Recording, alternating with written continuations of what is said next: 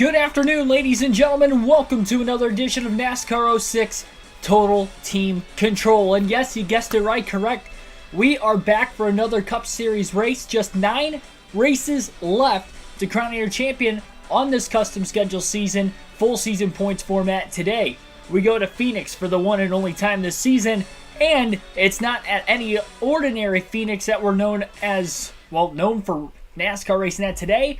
It is Old Phoenix, and it is Old Phoenix under the lights. Be sure to hit that like button, subscribe for more daily NASCAR content as we get into today's full race live stream, realistic commentary coverage on the video game side of things. Gotta catch my breath here for a second. I ran upstairs real quick after refilling the water right before the start of the stream, so sorry if I feel like I'm like shortness of breath, whatever. But whatever the case is, we are getting ready to go for this one. I'm excited for this race. I do think this is a great chance for Greg Biffle to get back into the championship hunt. Of course, last night at Sonoma, the first race on our West Coast swing at the end of the season, didn't go so great through the middle portion of the race, but we ended up with a third place finish at the end. Dale Jr., in fact, got his first win of the season last night, so we are now up to 12 different winners. We still have a quarter of the season to go. We might end up at 15 or 16 here before the end of the year at this rate. We'll just have to wait and see. Jimmy Johnson qualified on the front row. He's still winless this year. Sterling Marlin, Ricky Rudd, both qualified top 10. They're still winless this season. Rudd had a great run last night. I think he ended up with, he got in a wreck, but no, he did DNF. That's right. He did DNF late in the race. Never mind. He was running really good, though, up until then. He was leading laps, running top 5. But we'll see what's going to happen in this one. Greg Biffle qualified on the pole. I think this is going to be a fun race. We got the Subway Fresh Fit 500. I do not have the Subway paint scheme. I should have done that because, for obvious reasons, it was the title sponsor of the race. We didn't get a chance to sponsor it. Hopefully, still, we will have good luck. Green flag is in the air. Greg Biffle leads the field to the green with Jimmy Johnson and Kyle Busch right around him. And on the opening lap, Biffle wanted to make sure he was clear of the 48 off the exit of turn 2. He moved up. Kyle Busch off the curb, almost into the side of his teammate Jimmy Johnson. Down into turn number 3. He's going to go a bit wide.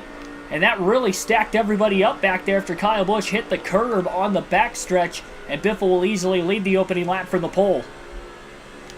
Busch was putting a lot of pressure on him there for that first half a lap, but then he made a mistake. He does clear Johnson into turn 1 for second, but now Stewart to the inside of Kyle Busch for second place on his own merit as Busch pulling away. And Busch hit the curb very hard. He had all 4 tires down on it. Now, Biffle was on the curb as well, both lap 1, lap 2, but Biffle, his car kind of stayed glued to the racetrack. Kyle Busch's did not. We saw the curb throwing cars around at Sonoma yesterday. In fact, flipped Jeff Green over in turn 11 just by bouncing off the curb at 55 miles an hour. So the curbs on certain tracks in this game, very treacherous, and Phoenix seems to be one of them here on the opening couple laps. Ashton Moy, Mark DeMars, Wade Selinsky, Michael Turner, and others, welcome into the stream. Another noon stream on the channel this weekend. And it should be a fun one. Hopefully. We haven't seen a lot of lead changes under green flag conditions at Phoenix on this game. So I don't think we're going to see a lot of lead changes today. Biffle not going to be pitting from the lead under any caution unless he knows he's towards the end of his fuel window. Should be a pretty easy 2 to 3 stop race. We'll know as we get later into the run exactly how many stops will be made. Probably leaning towards 3, but Biffle going to take this run as far as he possibly can. Already ran faster than his pole lap of a 28.012 that last lap. His pole time was a 28.062. Size welcome into the stream as well. Early race. Hey, we've been doing early streams ever since NASCAR went into the off-season. Every Sunday, right here, early afternoon. Catch the next race.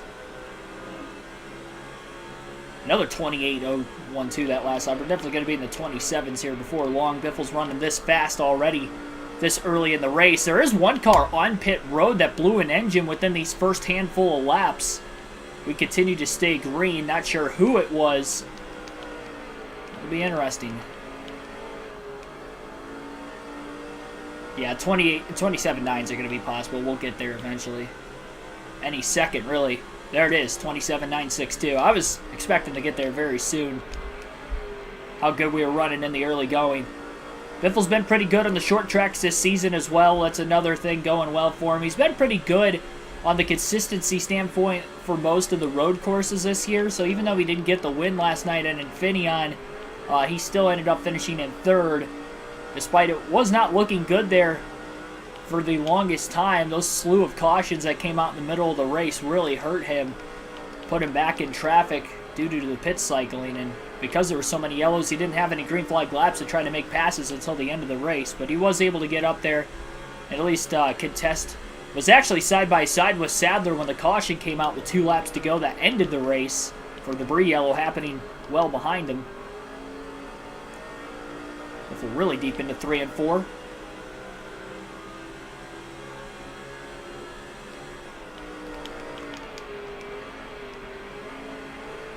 Yeah, I don't plan on choking the strategy today. It's been a little bit since we've gotten Greg Biffle to victory lane. I know he has 10 wins on the season, but it has been a little bit since winning those 4 consecutive races. Mini losing skid going on for Biffle. He's had a couple good finishes. In fact, he's finished 4th and 2nd in 2 of the last, or sorry, 4th and 3rd in 2 of the last 3 races. In Atlanta, he was in 2nd, had a good car. I don't know that he was quite as good as race winner Carl Edwards, but he had a good car. Looked like he was going to get another solid top 5 finish there, and unfortunately ran out of fuel with 2 laps to go. Finished 19th. Last car in the lead lap. That's right. Yep, Edwards did spin out. He still ended up with a 4th place finish from where he was scored when he spun. Didn't really affect him any. Looks like Dale Jr., I believe, is the car in 3rd place. It is definitely a red car.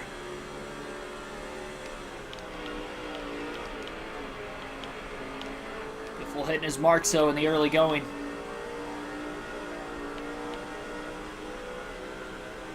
Tony Stewart, 3 wins, currently 400. Yeah, he hasn't quite had the consistency, even though he's got the 2nd most amount of wins.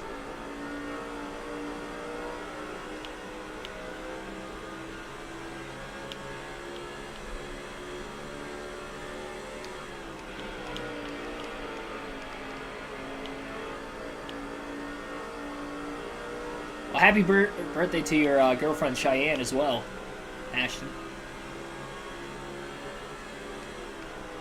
Just saw that comment you put in the chat. Guess what? What do you want me to guess? I saw you say something about the Packers losing tonight already. Oh, you're going to the 500? Awesome. Yeah, if you see me there, say hi. I'll be there all week. Well, from Thursday to Sunday at least. Not like the full week, but the full week of racing.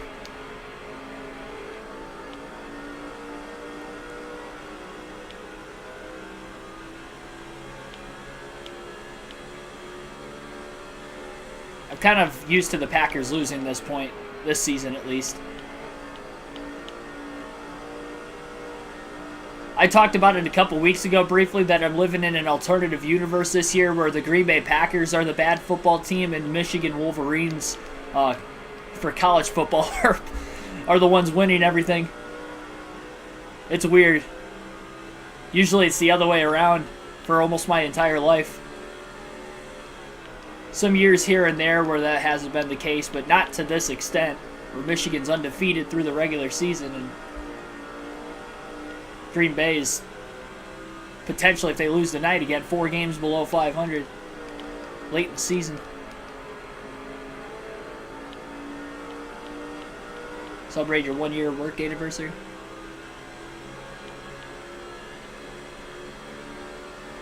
Well, congrats to that as well.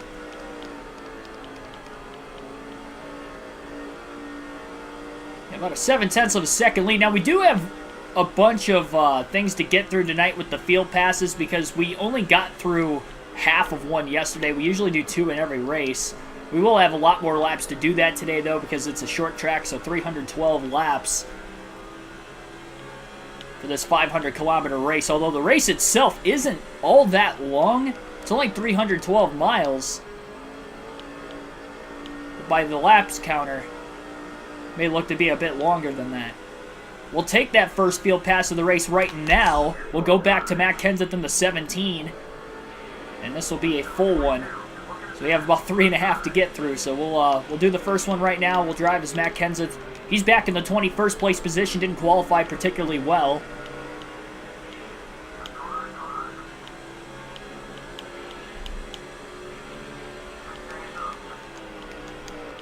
Kenseth making some passes though, mid-pack.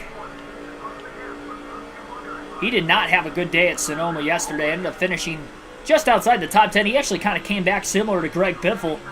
27.871 for Kenseth that last lap. Pretty good as he's trying to make a pass on Vickers, who goes a bit wide in the middle of 1 and 2. Kenseth makes the pass on him. Kenseth now trying to look underneath the 31. Jeff Burton rides the curb on the inside of the dog leg. Look at Jimmy Johnson. He's falling outside the top 10 already after qualifying second. Back there around Dale Jarrett, just outside the top 10. 17 car up to 17th place. His teammate Mark Martin right in front of him. Martin goes a bit wide off of turn 2. Rusty Walls holds his corner pretty tightly towards the bottom as he's trying to pass his teammate as well, Travis Quaffle.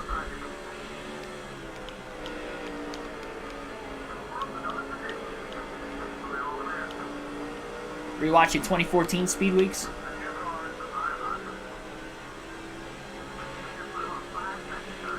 Well, every Thursday right here on the channel you get to watch some old Daytona 500s leading up to it also.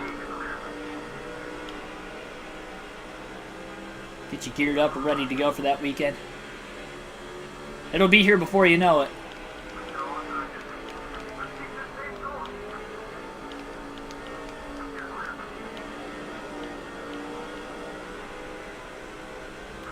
We'll go back to Mark Martin in the 6th car next, who is not that far behind Matt Kenseth. Just a couple positions back. Kenseth has moved his way up to 14th. Martin now back in the 17th place position, as we just saw to Kenseth moments ago. Martin to the inside of Rusty Wallace in the 2.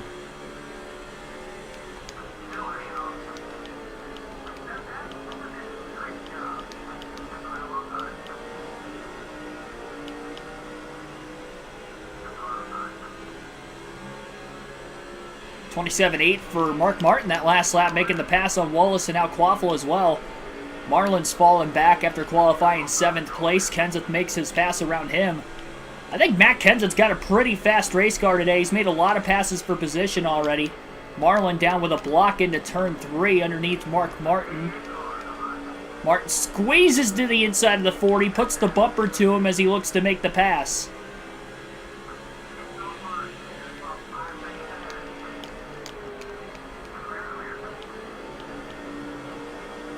Following his teammate Matt Kenseth, as Kenseth now looking for a pass on Kevin Harvick in the 29, who's also still winless this season. Martin out drives his teammate Kenseth though into 3 and 4, gets it to stick down on the bottom of the track. One more lap with Martin. Then we'll have to transfer to either Carl Edwards, Kurt Busch. A 27.780 that last lap for Mark Martin, fast one. Harvick to the inside of Ryan Newman. Martin to the inside of Harvick, 3 wide.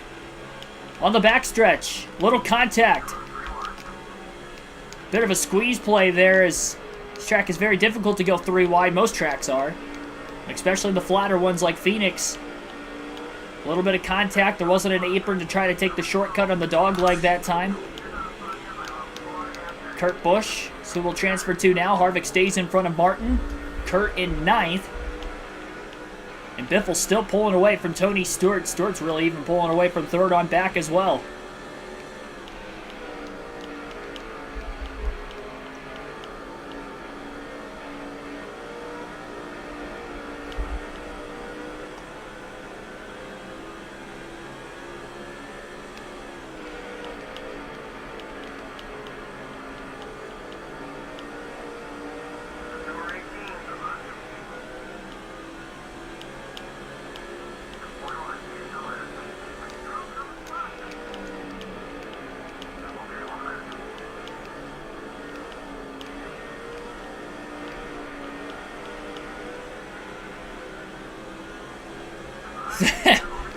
I don't even know if that's possible to win 30 races and still lose the championship with the full season points format. I feel like I'd have enough points to back up if I DNF 6 times. I'd be okay still. I would think. Jimmy Johnson's worked his way back up to 7, trying to play a little defense on Kurt Busch in the 97. Busch trying to get to the inside of Johnson. Just gets there off of turn 4. As he looks to make the pass. And underneath Gordon as well, stuck on the outside. Sadler stuck up high as well. Kurt Busch gets body slammed a little bit off turn 2 by Sadler, who came off the top. Tried to crowd down to the bottom, but it was too late. Ricky Rudd sitting in that 3rd place position right now, so Earnhardt was not the red car that was up towards the front. It was Ricky Rudd. Ran well last night, running well early tonight as well. Kurt to the inside of Edwards now. So last lap with Kurt Busch, and then we'll go to Carl Edwards next. 2.5 seconds off the lead. Busch is up to 4th.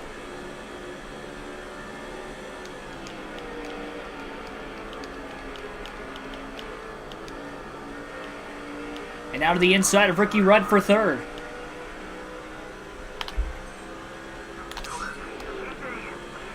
Busch with a block on Johnson way down into turn 1.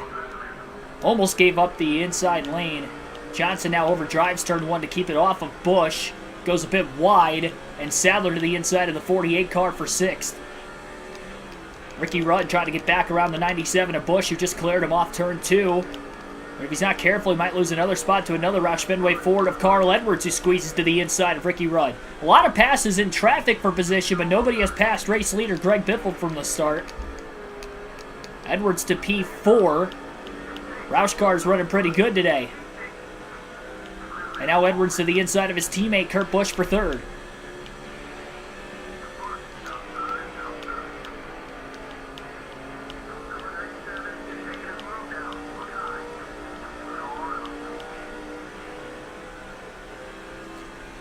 The only way it'd be possible is if that driver who would be the eventual champion were to have probably win.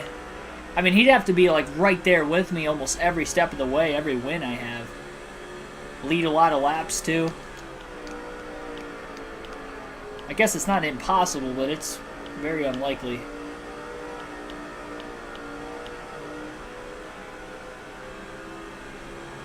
I still have full faith I'm going to win this championship, though. I'm not too worried about Edwards. We still have a quarter of the season to go. It's 9 races. 9 races doesn't seem like a lot, but we got 25% of the schedule left. We have to have good finishes on the 2 super speedways left. That's the only thing I'm kind of not feeling so good about. I can get good finishes in the Busch Series races on super speedways, not so much the Cup side, but those races are a lot shorter, though, too. Derek Booth, welcome into the stream. Carl Edwards closing in on Tony Stewart. We'll go back to Greg Biffle at the start-finish line this time by.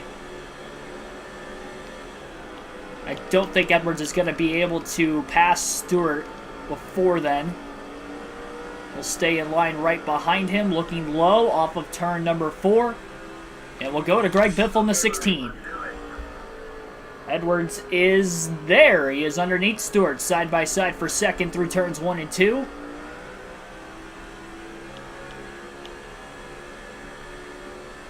.2 second lead for Biffle over teammate Carl Edwards, who's now up to 2nd. Rain down Stewart.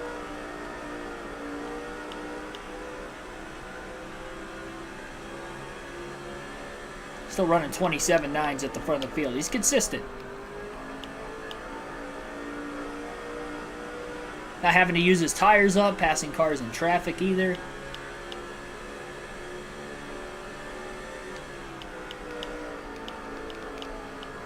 He's doing a good job for himself right now.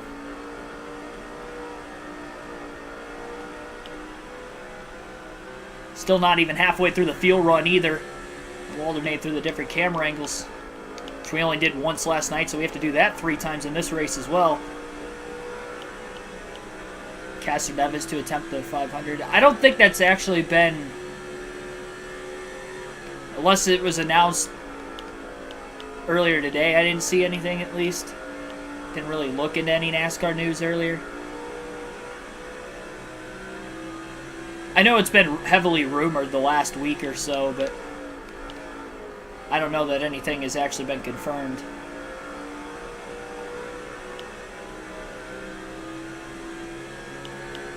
Biffle definitely doesn't want Edwards to lead a lap if at all possible. Edwards didn't really lead until later in the race yesterday, but he led quite a few laps. He ended up leading 34 laps, was just 1 lap shy of getting the most laps led in that race last night at Sonoma, as he lost the lead with 4 laps to go to Earnhardt, finishing in 4th. Had 18 cautions for 52 caution laps. Almost half the race was ran under caution last night, considering it was only 110 laps. And it's the 3rd most amount of cautions we've had in a race this season. Only behind the Coca-Cola 600.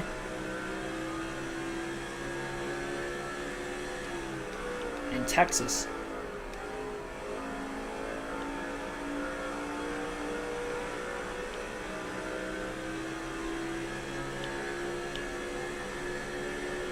Santiago Kid, welcome into the stream. Money Team or Trackhouse? I'd probably lean towards Trackhouse. I'm sure if the Money Team could get Castor Nevis, they would like to have him. There.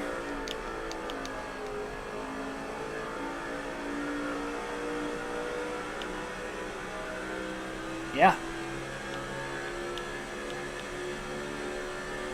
Put himself on an elite list for sure if he somehow won it.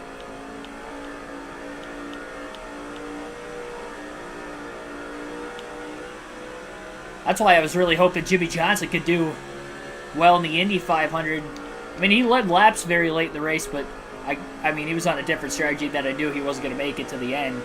Then he ended up crashing just a couple laps later anyway. So it didn't matter. That was after he cycled out of the pits, too.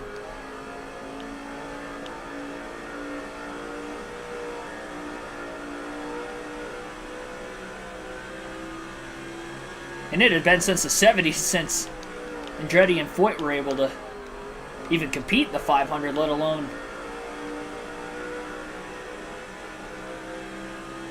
win an Indy and Daytona 500s.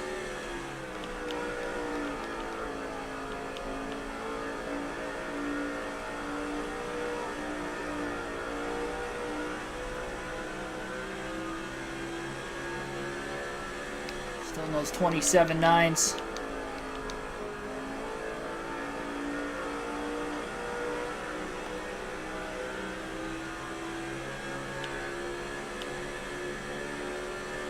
Greg Biffle definitely managing his tires fairly well right now, as well as the fuel. Just managing this race really well. Of course, easier to do when you're at the front, also easy to do when there's no cautions up to this point. Least amount of cautions, the better for Greg Biffle. It's less restarts he's going to have to try to hang on for the lead. And that's really about the only time we're likely to see any green flag passes for the lead, no matter who would have been out in front. Would have been within those first handful of laps after a restart.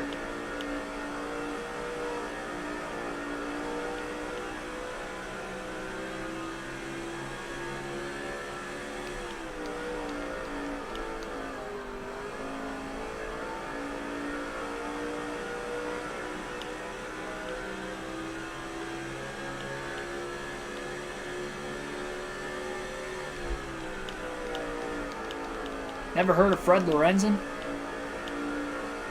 I think he won a NASCAR championship.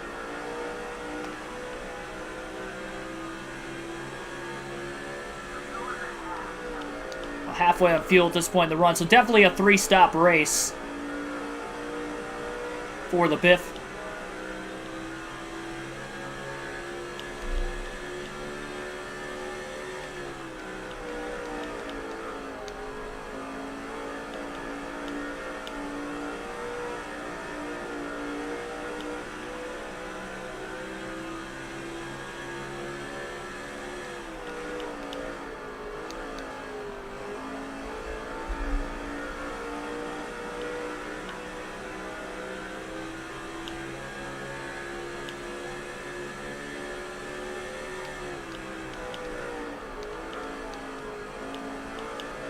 50 laps complete at the start-finish line this time by.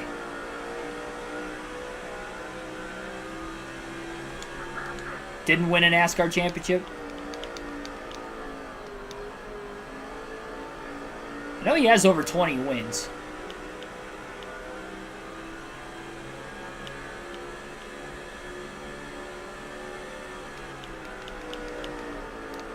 Well, in that case, I guess he's one of the best to never win a championship.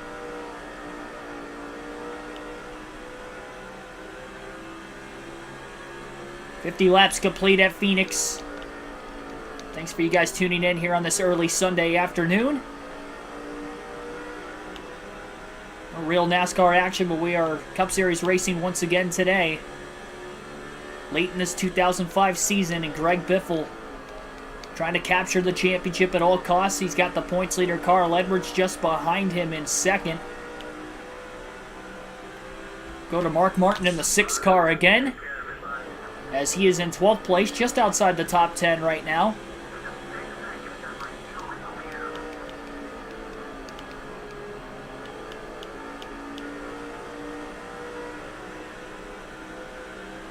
Ryan Newman trying to block. Big bounce off the curb by the 12, and he's up into the wall. And Mark Martin's going to make the pass for 11th pretty easily then into turn 3. Talked about how treacherous those curbs are in this game, and Ryan Newman had a wild bounce off the curb on the backstretch trying to pull a block off on Ryan Newman.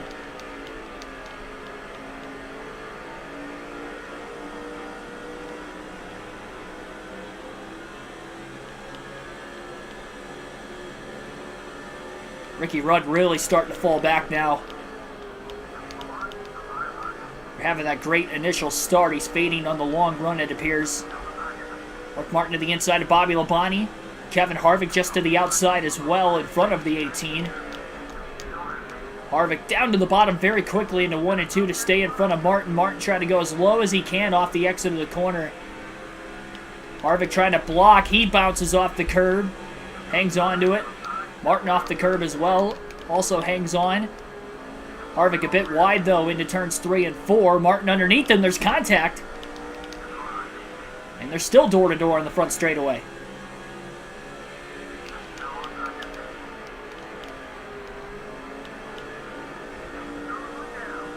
Gets by Harvick underneath Gordon for 8th.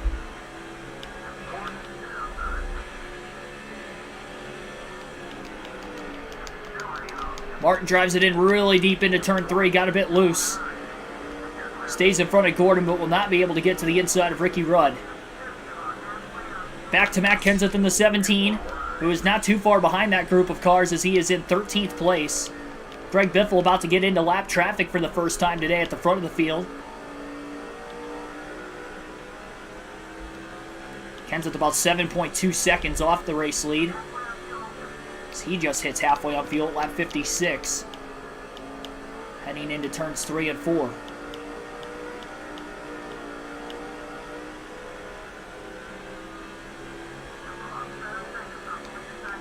Kind of reminds me of the random generated fantasy drivers. But just because of the name. It does seem like a name of one of the fantasy drivers in these games.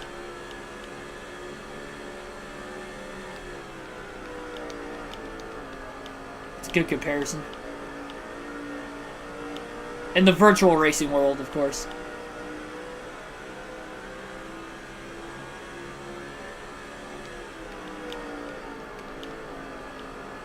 Yeah, I think some drivers are definitely going to be able to go past 100 laps on fuel. If they could somehow make it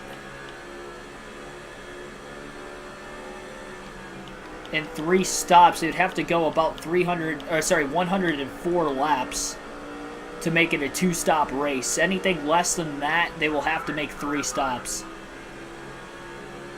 Kenseth looking to the inside of Ryan Newman into turn 1. And he'll complete the pass pretty easily. Newman drop it back another spot.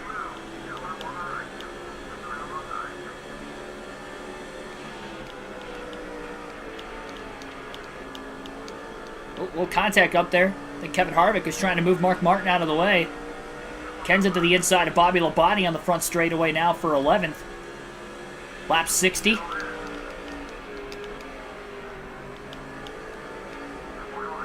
Bonnie really squeezing that 17. McKenzie kept it off of him. And he'll clear Lobani on the backstretch for 11th. Into turns 3 and 4. Now squeezes underneath Kevin Harvick in the, Jeff Gordon rather, in the 24. Kenseth battling for 10th. We'll go to Kurt Busch in the 97 car next. He is up in the 4th place position right now. We saw Carl Edwards get by a lap car of Scott Wimmer. Kurt Busch is about 2.7 seconds off the race lead. He's not that far behind Tony Stewart in 3rd. Could have Roush cars running 1, 2, 3 at the front of the field here before long. All of them are inside the top 10 after we just saw Kenseth make a pass on Gordon for 10th. Mark Martin in 7th, the last we saw.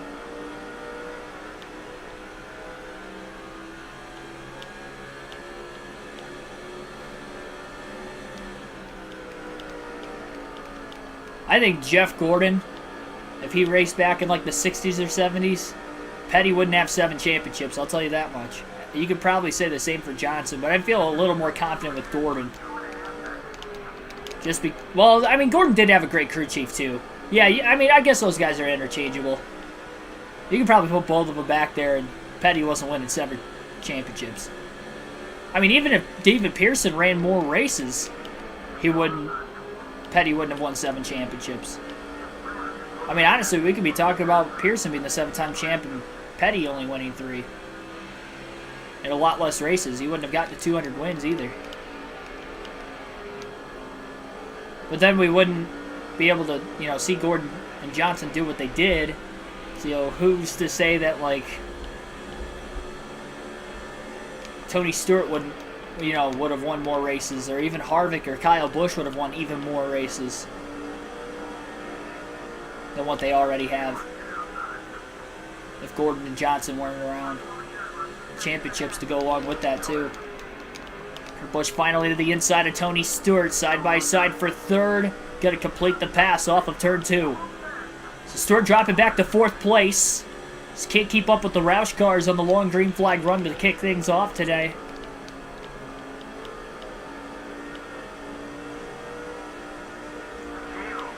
Kurt quickly to the inside of Shane Meal in the 08. He's 1.4 seconds off the race lead. We'll go to Carl Edwards next lap. Busch going to clear the 08 into turn 1. Quickly driving away from Stewart back there.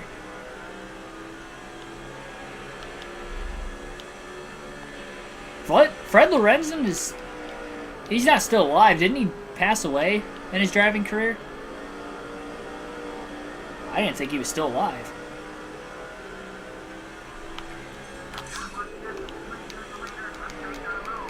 Edwards down low, trying to block Kurt for position. P2. 1 second right now behind Greg Biffle is Carl Edwards.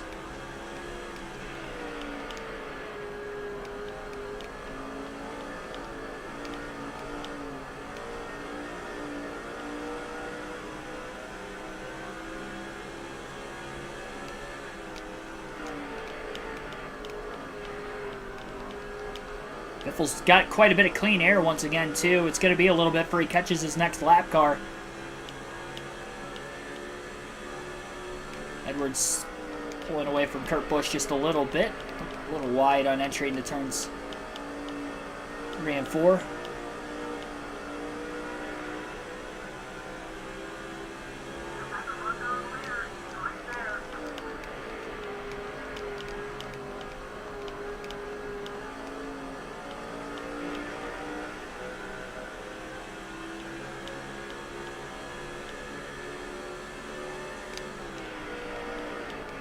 Kurt back to trying to battle Edwards again. Go one more lap with the 99, and then we'll transfer back to Greg Biffle at lap 71. This next time by at the start-finish line. Couple lap cars side by side just up ahead. Jojo, thanks for tuning in.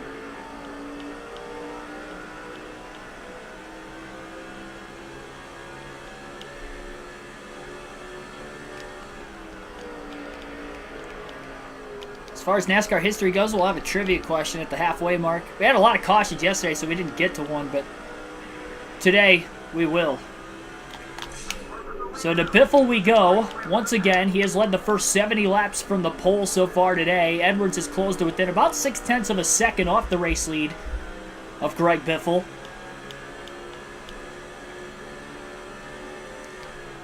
Biffle's got through the first few lap cars pretty well. I'd say for the most part at least.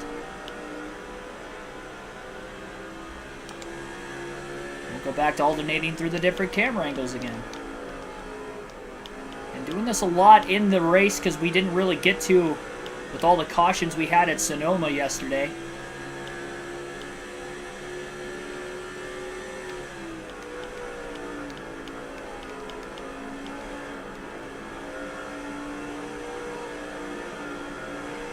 A bit tight that time as he was really starting to close in on the lap cars.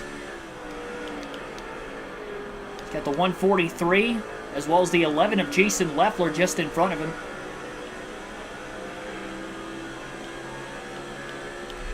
Gonna look to try to make a pass on him as soon as he can. Doesn't want to give Edwards a chance to really start to close in.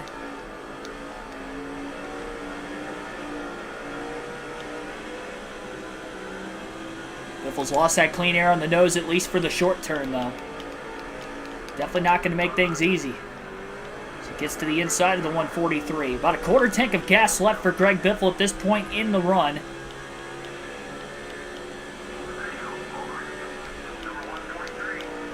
Back to about a 1 second lead. Biffle's making some clean passes on the lap cars, though. I'll give him that.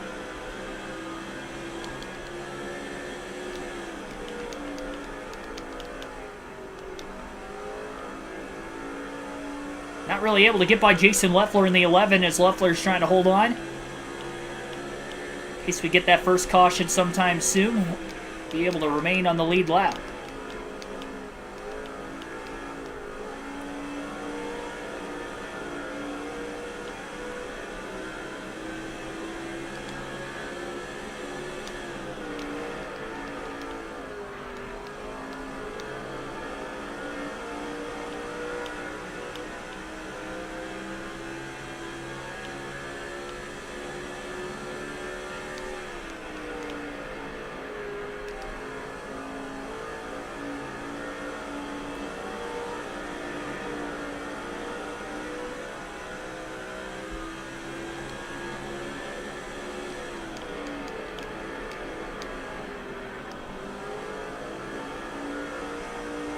Backed up turns 1 and 2 a lot better that time. Think he's got enough of a run into turn 3 to be able to get underneath Jason Leffler. Finally does.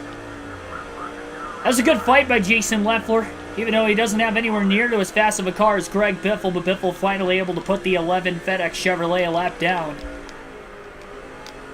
And now Casey Mears is the last car in the lead lap in the Chip Ganassi Racing number 41 Target Dodge.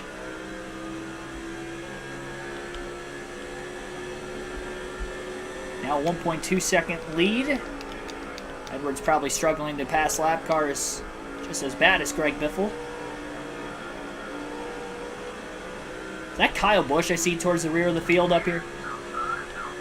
Oh, we'll contact Casey Mears.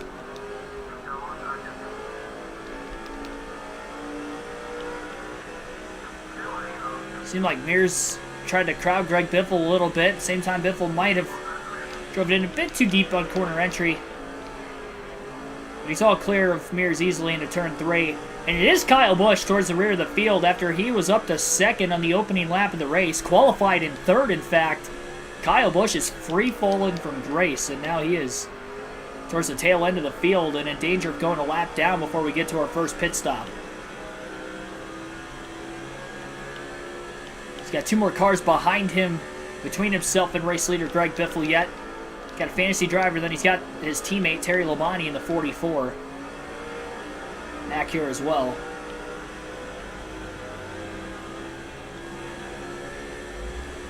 Lap times have definitely fallen for Biffle, not only in lap traffic, but as the tires are wearing. He's running kind of 28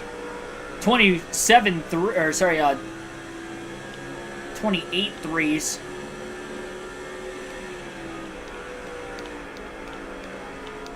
Last few laps.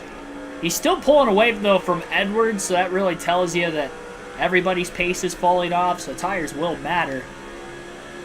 Back to a 27.9 that last lap. Picked up a little bit. Terry Labonte.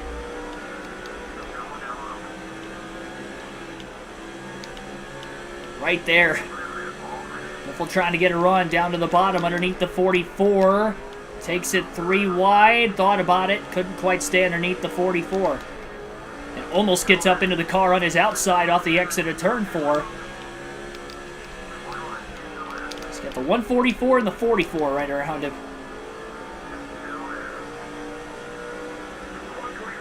Clears the 144 off of turn 2.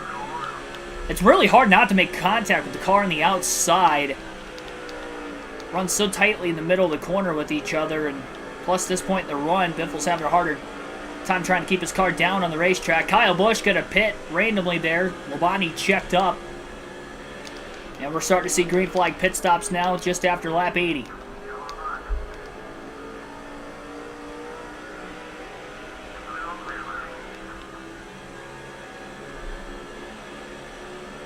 We're going to have to watch some of these other cars pitting around him. Wasn't sure if there was any risk of them pitting there. Carl Edwards is on pit road from second. Biffle going to stay out as long as he can.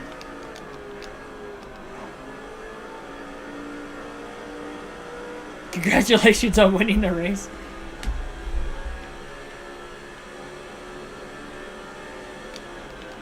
Can't be talking about that stuff this early. We've been here before.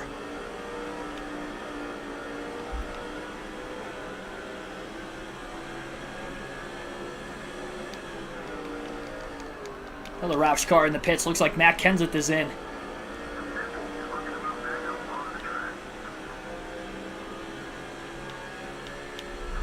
Ryan Vickers pretty slow trying to get up to speed in the 25. Terry Labonte checked up. Kyle Petty had to get by Vickers on the backstretch on the outside. Biffle's going to clear both the 44 and the 25 car the second half of that last lap.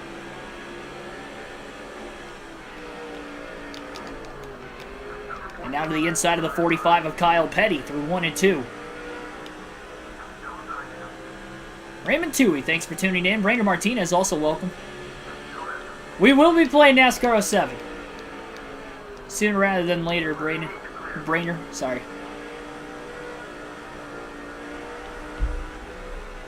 And then 08, 09. We'll go in chronological order once we get done with this season. Of course, we'll go to 07. You guys will get to vote for who you want me to drive as once again.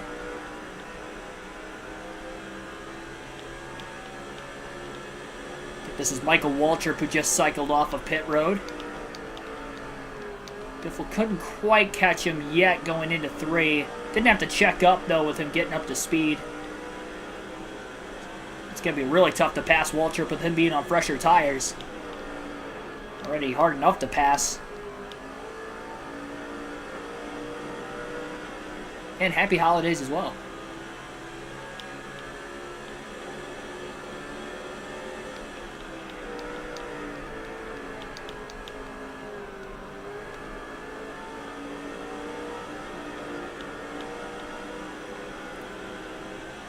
Dark red on the fuel indicator, so Biff will only go a couple more laps before pitting now. I don't think there's really any major intentions of trying to pass Michael Waltrip, knowing Waltrip's got fresher tires than Greg Biffle.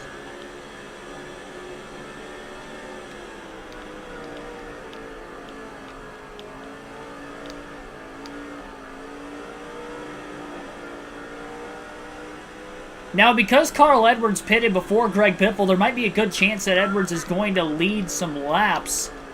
So Biffle's going to go a little off strategy and prevent Edwards from getting to the lead. It's by Truex coming out of the pits pretty easily there. So we're going to go fuel only when we do pit. No tires for Greg Biffle under the first stop of the race. It's definitely going to be risky. But we're going to go with that call. And Biffle will be pitting this time by at lap 92. so he will not push it another lap further. He'll pit this time, fuel only, first stop of the day. This is to try to keep the lead and prevent Edwards from potentially leading any laps and getting any bonus points. Still got a couple lap cars yet to pit. Don't want to lock those tires up. Perfect pit road entry for Greg Biffle. Didn't lock the tires up. Did a great job there. And it'll be gas and go only for Greg Biffle in the 16. Said no risks. Trust me. I have faith. The car has enough grip. I feel confident in going fuel only here. And the Mr. Clean crew going to go to work once again on the 16. Of course, no adjustments though either, so it's just going to be ignoring what the other guy did with the wedge adjuster. 10-second stop. Biffle should easily have the lead here. Didn't want to risk Carl Edwards getting out in front of him.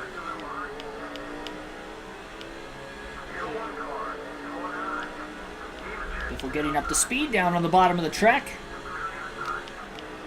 And he does maintain his lead.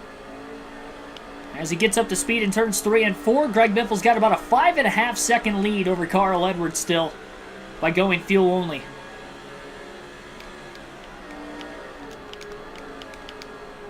As we are at lap 94. So our first pit stops have cycled through.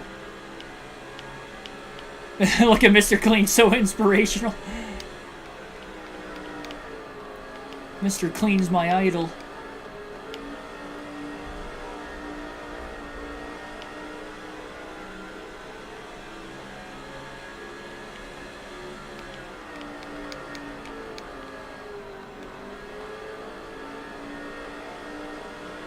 Clean stop by Mr. Clean. I will say they haven't made any mistakes in the 3 races, and now this is the 4th race they've been with Greg Biffle late in this season.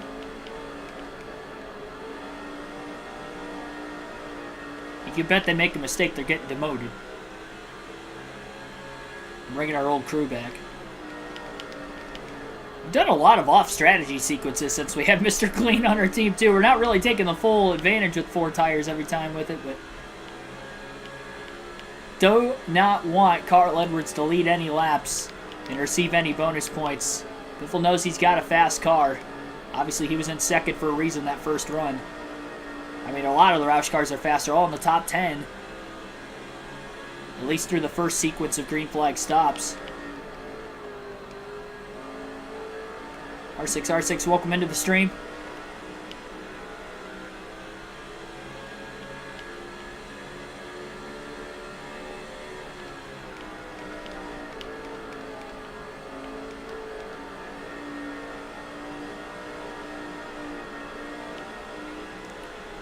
Cars at the tail end of the lead lap right now, really hoping.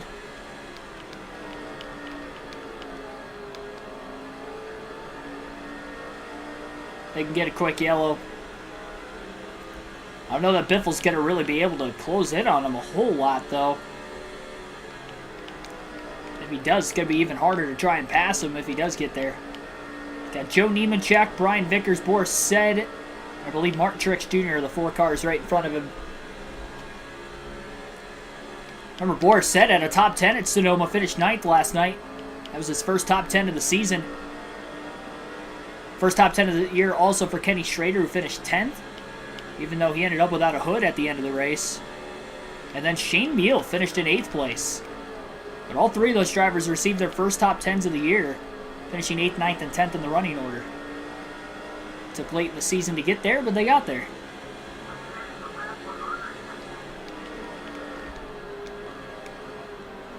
Gonna be a Lightning McLean for Cars 1. That's what's gonna happen. You need tires, you idiot. And we're not at makeshift Bristol. We're at Old Phoenix. Tires still matter, but I trust the track position more than the tires. Oh man, Vickers really crowded. Nemechek thought he was gonna make contact with him. Nemechek had to lift that allowed Biffle to get to the inside of the 01. Into turns 1 and 2. Biffle pretty flat with the entry. Clears Nemechek off the exit of turn 2. Worked out pretty well. Not for the 01, but for the 16 and the 25. And they were clean passes with both drivers as well. Said finished 8th, Meal 9th, but still 8th and 9th.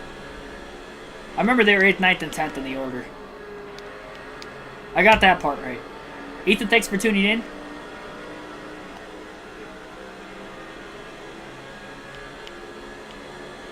Go all 312 laps without taking tires. Well, I'm hoping with the 5, if we can manage a decent lead when we come into the pits, because we only had about 1.4 seconds over Edwards, so I feel like he would have been able to get to the lead once everybody cycled through. I'm hoping if I have anywhere between a 3+ second lead when we go to have pit stops again, that should keep Biffle in the lead with a 4-tire stop the next time.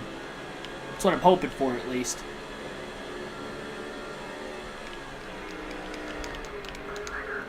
Biffle trying to squeeze under Brian Vickers. That was a bold move. Got to the inside of the 25 through turns 3 and 4. We'll see if he can make the pass. The longer he stays side by side with these cars around him as well, he's going to have less of a chance of trying to keep a decent-sized lead over Edwards. Vickers going to go lap down. His second season in that 25 car at HMS. And he'll have one more yet next season.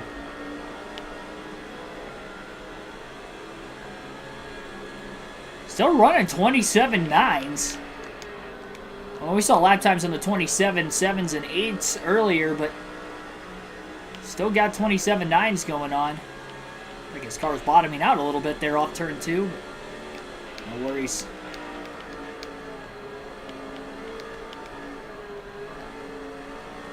I mean, the best thing for this is that it stays green. The Biffle doesn't have to try to play defense on a restart on these old tires. That's where it's going to hurt him, but in this situation right now, while he's still got track position and a decent-sized lead, he's not worried about it by any means.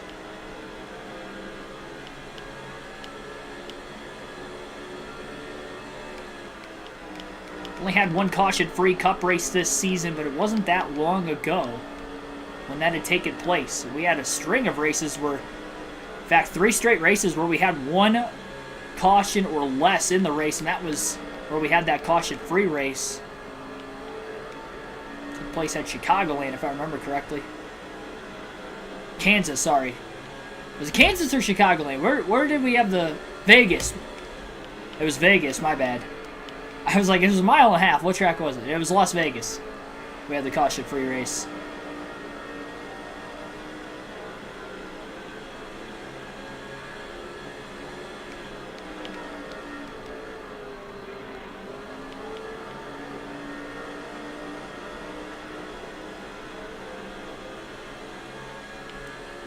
We're sent to the inside of Truex. That's where it's been easier for the 16 to try to make some passes. Just follow another car that gets to the inside. That's what he did on Boris Set. A little contact with the 36 off of turn 4. He quickly tried to get underneath him as well after they both cleared Truex. And now Boris Set's going to go a lap down. And Truex going to have a shot to get back underneath the 36 as Biffle clears Set off of turn 2.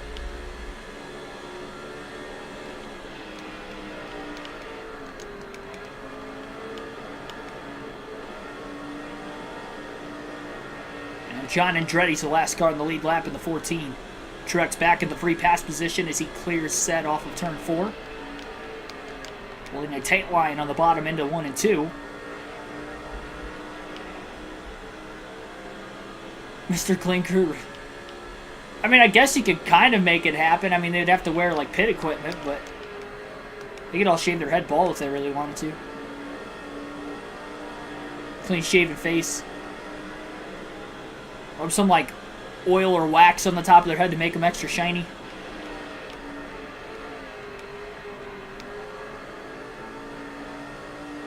Andre the Giant wouldn't need a jacket. Yeah, just...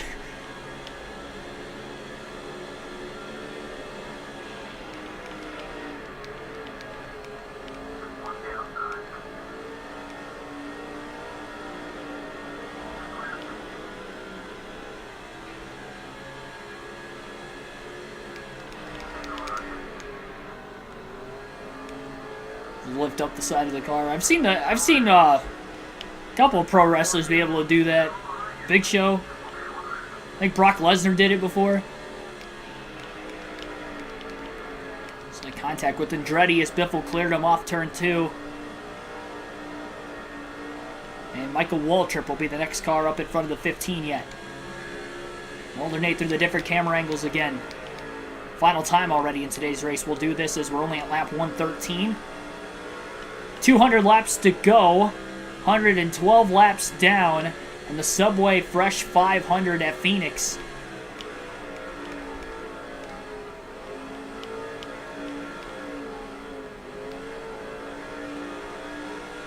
And under the lights, too, for this being a night race. Yeah, that one car blew an engine in the first 5 laps, and then I think that's the only driver that has retired from this race so far.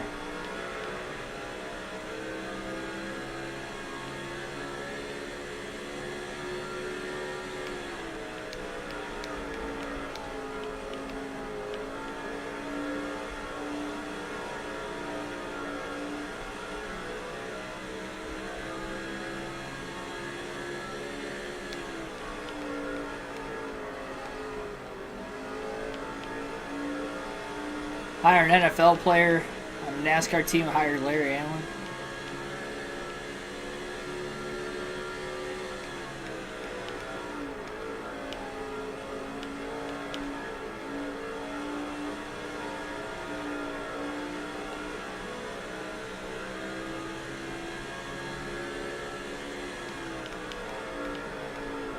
Which pro athlete would make the best pit crew member?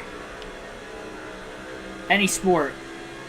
Because you got to think of somebody that would have precision. Like if they're changing tires, they'd have to have that precision. So you'd probably look towards like a quarterback.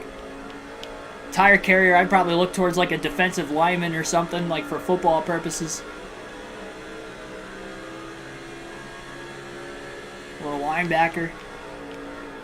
Gas man would probably be like an offensive lineman. Jack guy's probably got to be pretty elusive too.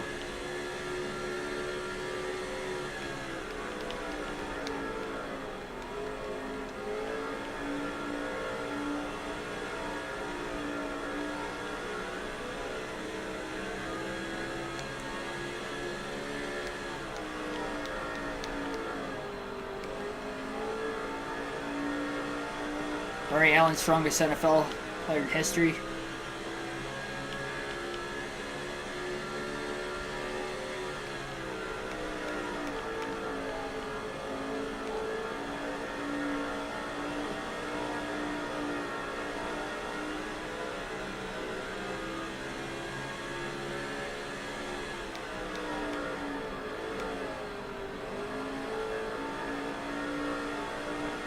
I wonder who's got like the highest completion percentage of all time in the NFL. I want whoever that is. I want that guy. I don't care who he is. He'll be the tire changer. He's got precision.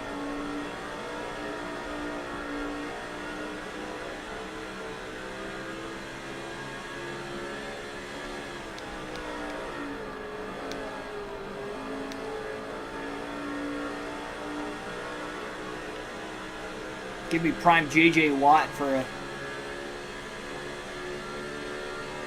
a tire carrier.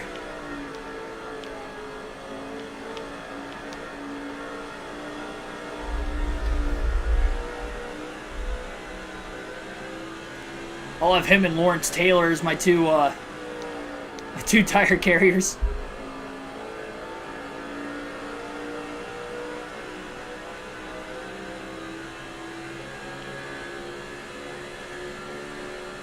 Throw Ray Lewis for Jackman so that way he could kind of pump the team up.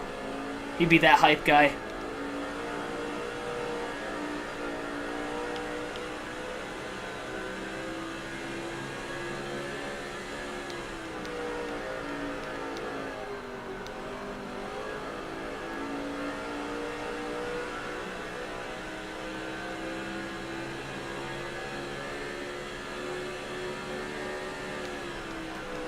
Lead trimmed down to about 4.2 to 4.1 seconds for Greg Biffle over second place.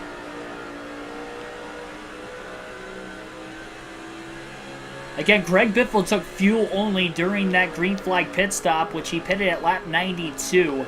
These are the same tires he's had on from the start of the race. We haven't had any cautions either, so it has been 123 green flag laps on these tires.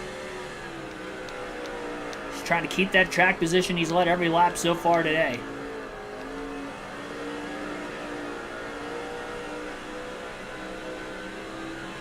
Lead was about 5.5 seconds when he first came out of the pits, so it has shrunk over the course of the last 30 plus laps. And a little over a second. I mean, that pace, it's going to be close on whether they'll get to him before the end of this next run. We saw the first set of drivers pitted at about lap 84. It's when green flag pit stops open, and then the last of them came down right around lap 92 because there were a few lap cars that pitted at the same time as Greg Biffle as well. So we'll probably see the drivers pit for the second time today. If I had to guess, somewhere around like lap 160, 170, we'll start to see drivers pit again. I don't know. Maybe Greg Biffle will continue to hold on to the lead.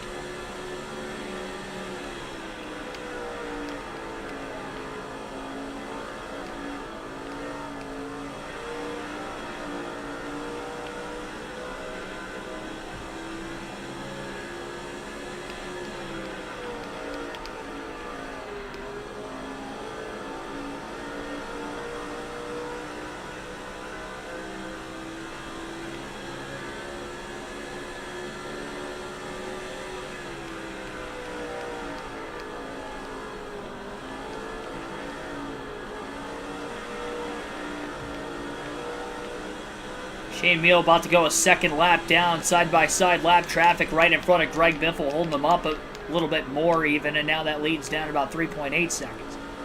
Didn't really factor the lap traffic into if they were going to get worse, if Greg Biffle still going to have a shot to hold on to the lead down to the curb. Shane Meal didn't really give him a lot of room there. Still holding them pretty tightly down to the bottom of the track.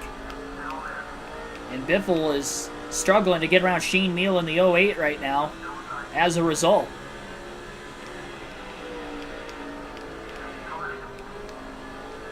And now he'll clear. Get Shane Meal 2 laps down. I believe he's the first car 2 laps down again, fresh off that top 10 last night at Sonoma.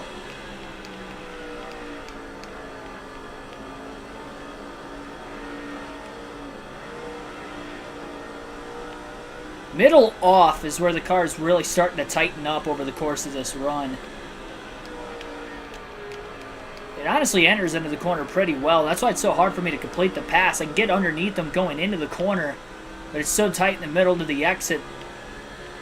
It's hard to try to stay off the cars to the outside. And if I'm more than half a car length clear on them, I try to crowd them a little bit. My only real way of trying to complete the pass. NASCAR 2406 fan, thanks for tuning in.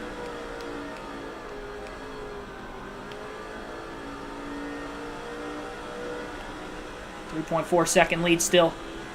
We'll take another field pass, this time by at the start-finish line. We'll do that half one next that we were in the middle of last night, so we'll have Mark Martin and Carl Edwards to transfer here. And we will start off with Mark Martin in the 6. And he is still inside the top 10 at 7th. Last time we checked in with Mark Martin, he was in 7th place, and he's still in 7th. He's got both the Hendrick Chevys behind him with Jimmy Johnson and Jeff Gordon.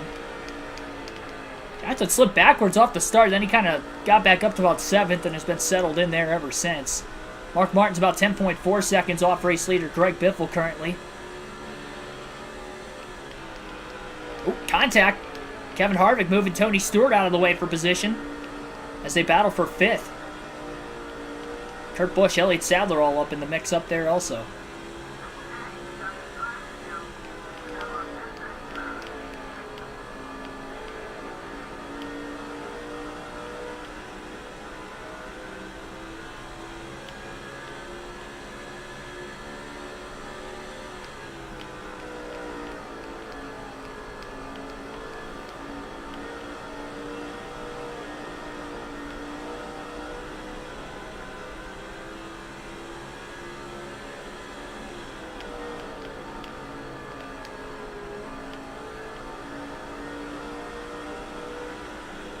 Lap car Jeff Green in the middle of all of it.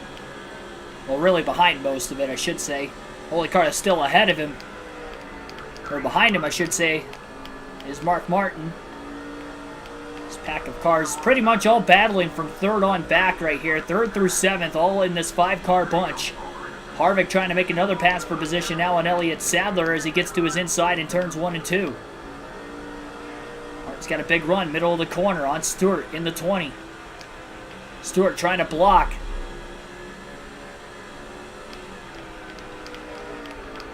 Finds himself behind the 38. Everybody going wide except for the Roush cars of Kurt Busch and Mark Martin. Martin clears Stewart.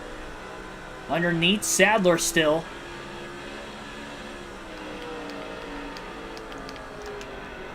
Man, big block by Kevin Harvick getting into the corner. Martin looking low. Again, Harvick trying to block into turn 3. Martin to the inside. A clear of Harvick for 4th place. 1, 2, 3, and 4 at the front of the field for Roush Fenway Racing right now. The only one not in the top 5 is Matt Kenseth. The last we saw he was in 10th. Martin to the inside of Kurt Busch off of turn 2. Battle for 3rd. These guys are 8.8 seconds behind race leader Greg Biffle. Martin will get to 3rd place into turn 3. Martin getting after it right now. Was in 7th moments ago, not anymore. We'll go to Carl Edwards in the 99 next, who is in 2nd. 3.3 seconds yet behind Greg Biffle.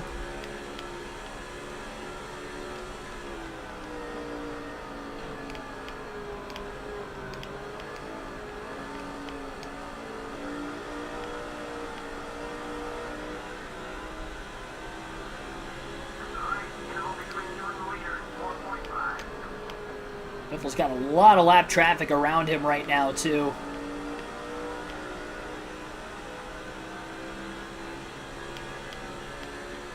Still not quite halfway through the fuel run. At least for Carl Edwards. He got a little loose getting into turns 3 and 4.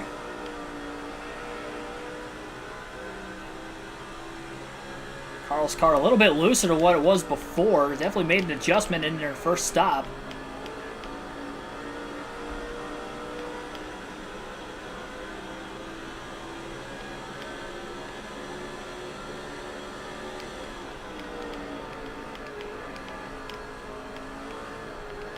Behind the 08 of Shane Meal.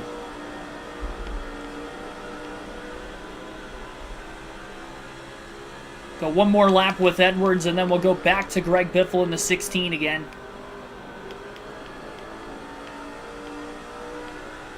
Edwards hasn't cut into that lead on Biffle, still sitting 3.3 seconds. I think his car might be a little too loose. Might have to make another adjustment during the second stop, try to maybe tighten it up just a skosh.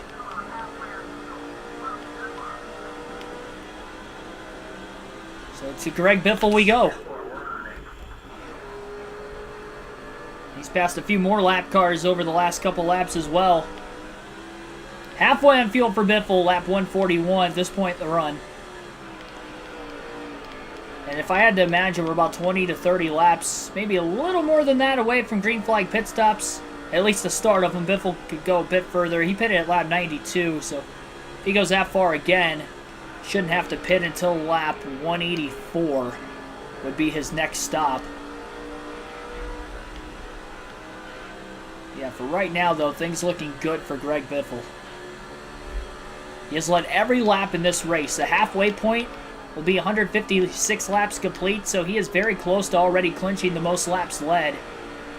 And this fuel-only strategy looking pretty good so far as his tires continue to hang on.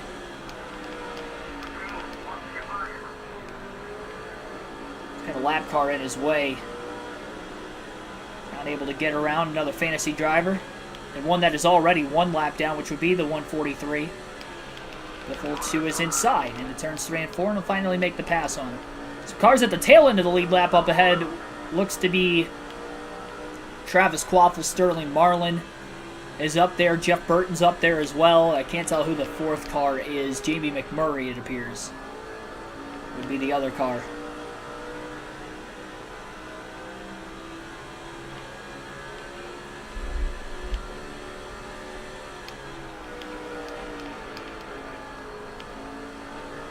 trading positions back and forth amongst each other right now as well.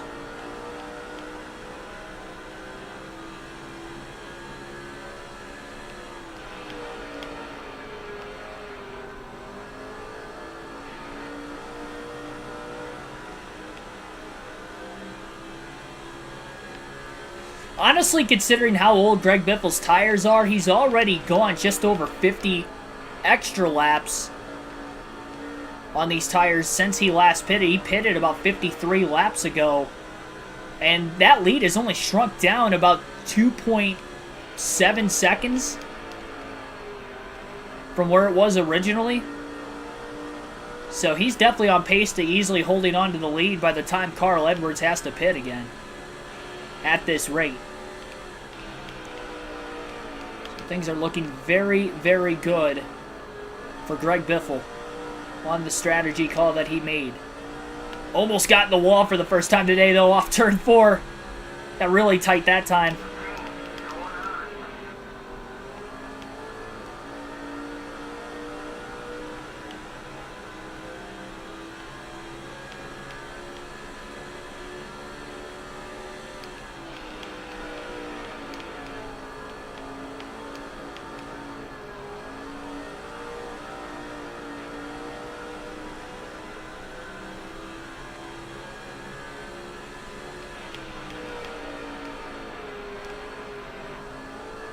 Kind of forgot Jamie McMurray's arrival. I was trying to remember from yesterday if he was, and sure enough, it seems to be the case. So he's going to be tough to pass if Biffle could get to him before McMurray pits.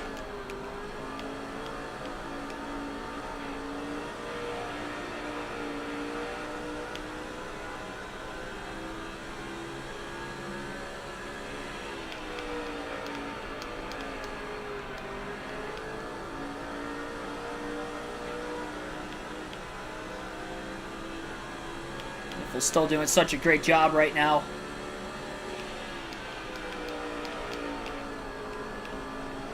Closing in with these guys side by side again. Quaffle clearing Sterling Marlin off of turn 4.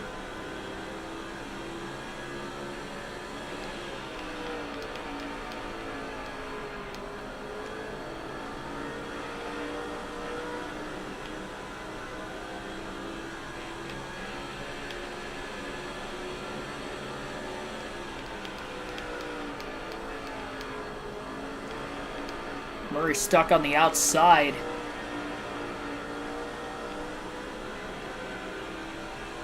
Biffle looking low. Marlin gonna block into turns 1 and 2. Marlin to the inside of the 77. They're side by side right in front of Greg Biffle.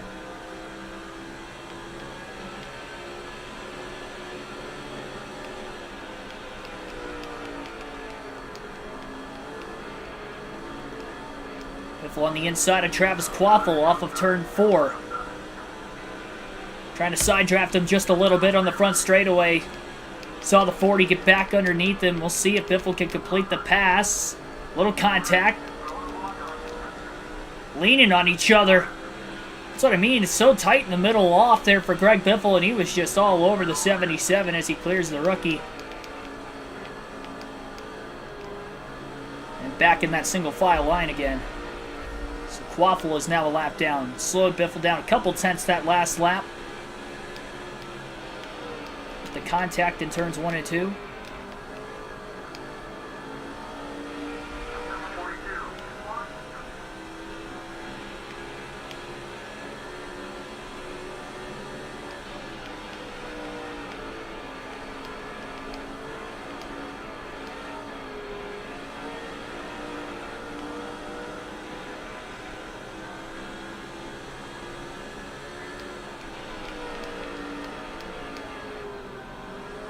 Almost halfway. And we'll have tonight's trivia question in a few laps. This will be just prior to our second pit stops of the evening.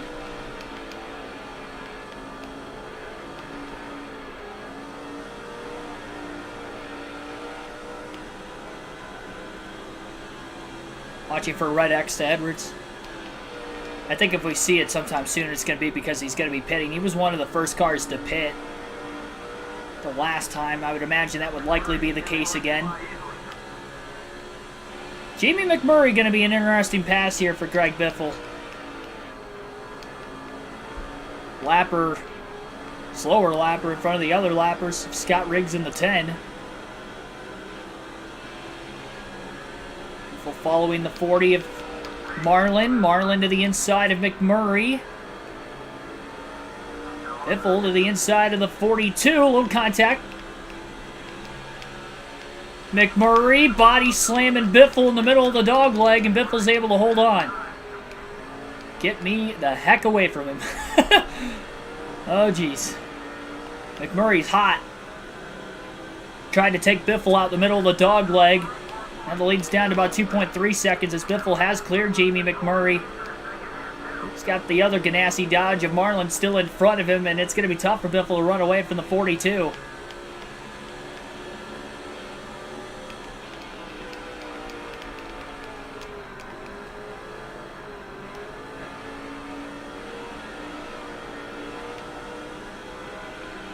Yeah, I figured. I was just stating that that's likely going to end up being the red Exo that we will see. Rip him in a little bit. Hopefully Biffle can keep his distance so McMurray doesn't turn him from behind. That'd be terrible for Biffle. He has clinched the most laps led already, as he has led every lap from the start of the race, and we're just past halfway, as you heard moments ago. Greg Biffle's crew chief radioing in to him that he has already been awarded 10 bonus points. But still trying to make sure Carl Edwards does not get 5 bonus points for leading just a single lap. And he's been in second for a large portion of this race. Alan Barkley, thanks for tuning in. It's after tonight's trivia question, or I guess this afternoon's trivia question on the channel at Phoenix Track Fact.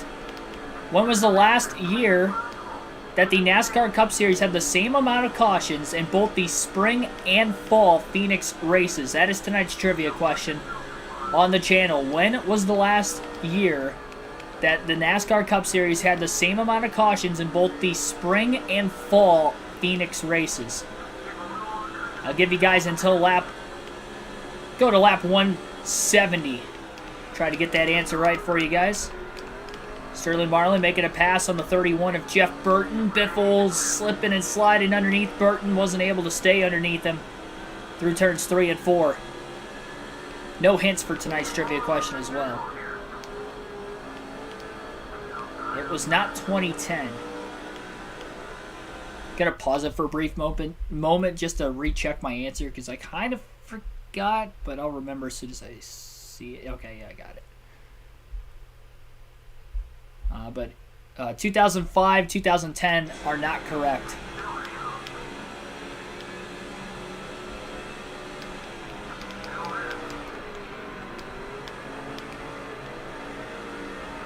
2006 is not correct either. If you do guess multiple answers, just don't start spamming in numerical order or guessing in numerical order or descending numerical order. That's all I ask for the guesses tonight. It is not 2003. It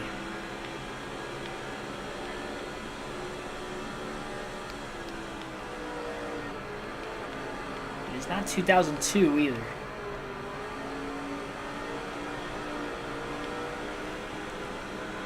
It's not 2015.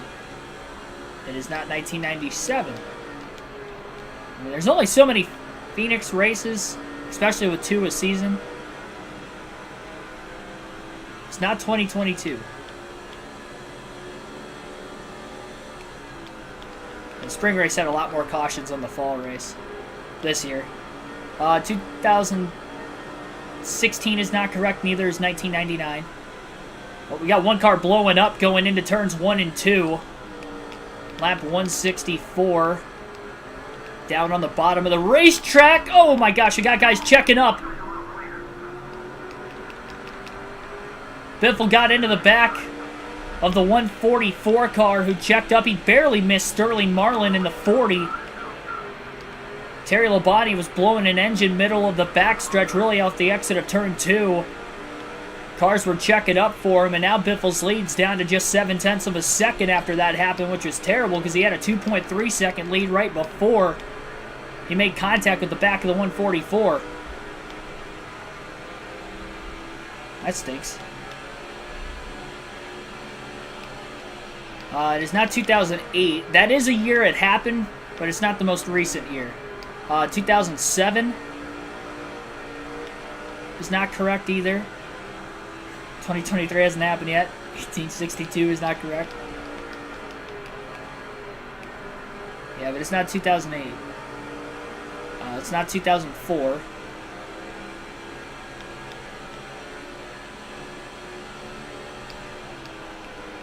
That was a tough break for Greg Biffle. Edwards got through there pretty cleanly, and Greg Biffle did a great job missing Marlin, but then he tried to get on the brakes, which did minimize how hard he hit the 144 car in front of him.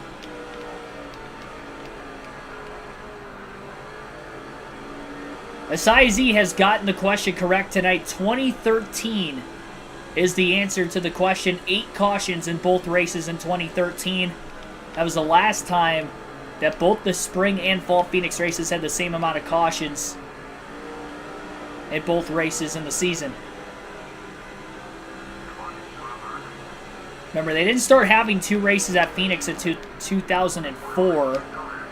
So any guesses we had before that, it wouldn't have been possible because there was only 1 race there in a season.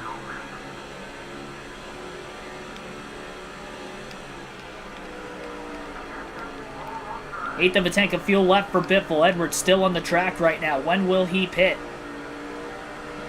He does not pit that time. He's trying to run down Biffle while Biffle's still on the older tires for right now.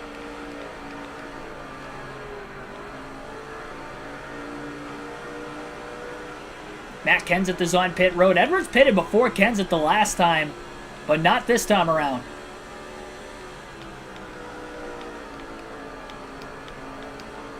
Biffle trying to see when the 99 pits, and then he'll pit accordingly because he does not want Edwards to gain an advantage by pitting even just a lap before Biffle. Biffle's running some clean laps with no lap traffic in front of him. He's still running 27-second lap times. Quite ridiculous. All the Roush cars have pitted except for Biffle and Edwards.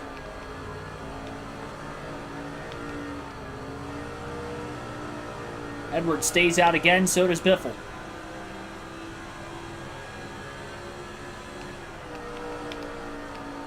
And Biffle can probably go to about lap 184 before he has to pit again. At the very furthest. Edwards pitted before him the last time, so I doubt he's going to be able to go further. Yeah, Kenseth, Martin, Kurt Busch have already pit. Edwards pitting that time. So Biffle will lead again at the line.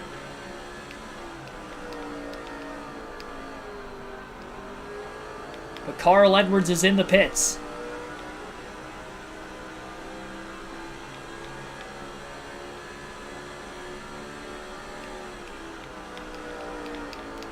Greg Biffle has picked it up. He doesn't have any traffic in front of him. Maybe he will stay out just a little bit longer.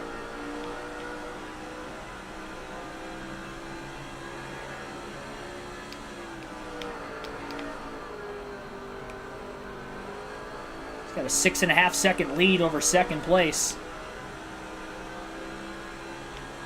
Greg Biffle will pit this time by. He's not worried about anybody in second right now leading. He's more worried about Carl Edwards trying to lead some laps. So Biffle will be on his way in. It'll be his first 4-tire stop of the day. And another perfect pit road entry. No adjustments, 4 tires and fuel for the 16 of Biffle. We'll see if the Mr. Clean crew can go to work. And this is going to be the first lap Greg Biffle has not led today, assuming that whoever was in second did not pit with him. We'll see when he cycles out. Second stop for Biffle. Wants to cycle ahead of the 99. He does not want Edwards to lead any laps.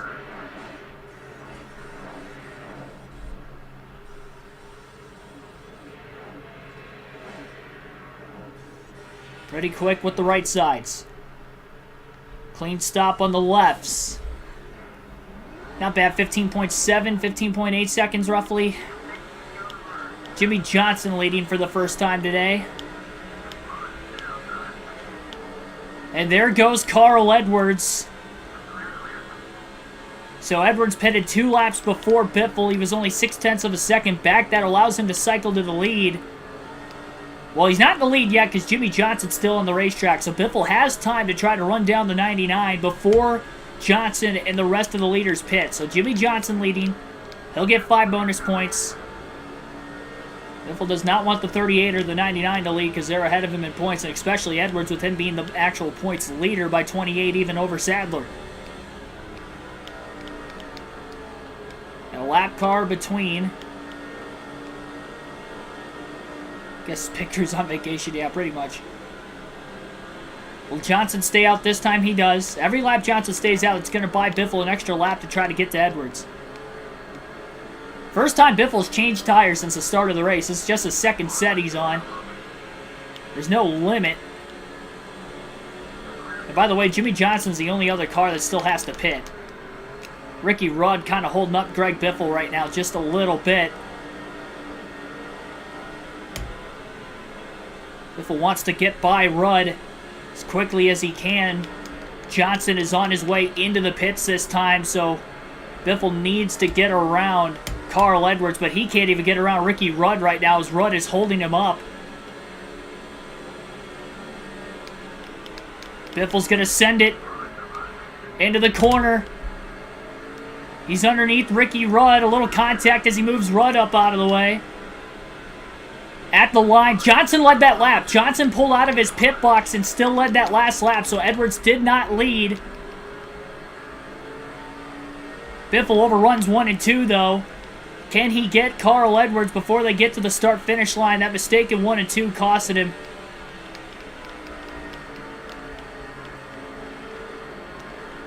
And Carl Edwards is going to finally lead his first lap of the race. Took Biffle a little too long to get by Ricky Rudd. 5 bonus points for Edwards. That's big for the points leader.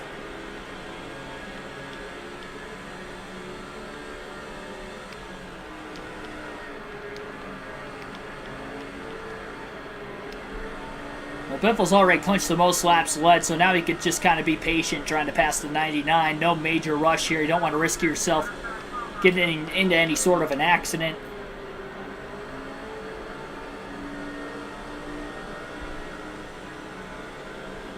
Pitting 2 laps later was definitely the difference, but he didn't want to pit earlier because then Edwards would have led a lap that way too. Probably could have pitted 1 lap sooner than he did. I still think he would have cycled out just behind these guys. It just took him too long to pass Ricky Rudd. He was stuck behind him for about 3 or 4 laps there. Side-by-side lap traffic in front of Edwards. It's slowing up the 99 just a bit. Biffle to the inside into turn 1 for the lead. And Biffle is going to be clear into turn 3, back for the lead. So Edwards was able to lead a couple laps. Just enough to get 5 bonus points. Greg Biffle, though, back to the race lead as he clears lap car of Kyle Petty off of turn 4 as well. Kenny Schrader's still just in front of the Biff.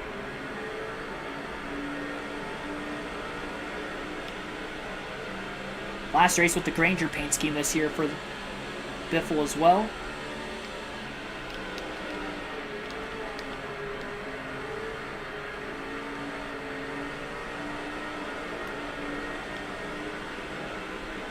Trying to get them back to victory lane again. Kenny Schrader's kind of holding up Biffle.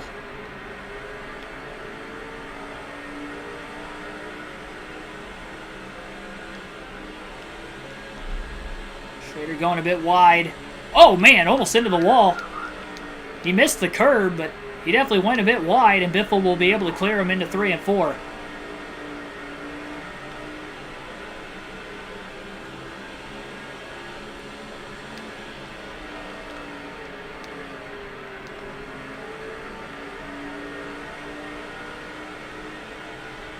It stings that Edwards led a lap.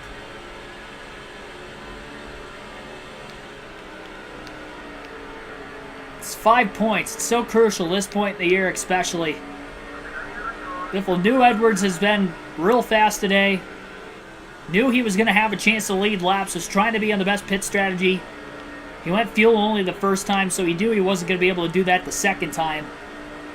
And honestly, I mean, the fact he cycled out just that far behind Edwards with a 4-tire stop still, if that checkup didn't happen when Terry Labonte blew an engine off of turn 2, and Biffle got into the back of the 144, if that didn't happen, Biffle lost a second and a half of his lead there. He probably would still be the leader. It would have cycled out of the pits, even pitting 2 laps after Edwards. He would have cycled out in front of him, but that was the difference. I mean, yeah, you could say it took him too long to get by Ricky Rudd, but it's been tough to pass today for anybody. No matter who you are, how fast your car is, or how slow your car is. You're able to stay in front of another driver for quite some time. I mean, even when Biffle caught Edwards, it took him a good 5-6 laps to actually get around him. Even though he has been the dominant car of the day. And Edwards, of course, being a teammate, isn't that much slower than Biffle. I think Biffle's been that much better inside the car. They've got equal equipment.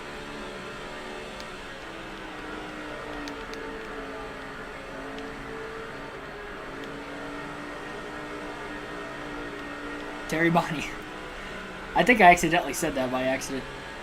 Meant Labonte. Babonte.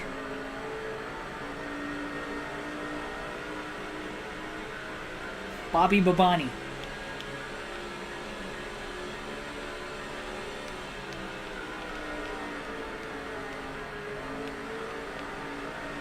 Jarrett, who's just outside the top 10 in points, not having that great of a day. He's in danger of going a lap down here before long. Still caution-free in this one. We could have our second caution-free race of the season. And we're down to just 133 laps to go. Well over halfway through this race. As close as the battle for the lead has really been since the start. I'll help Edwards cycling out in front of Biffle during green flag pit stops, the second set of which.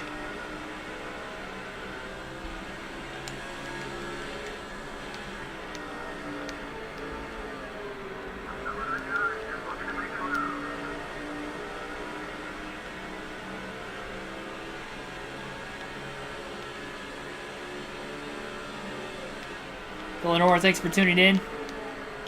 Biff Gregel.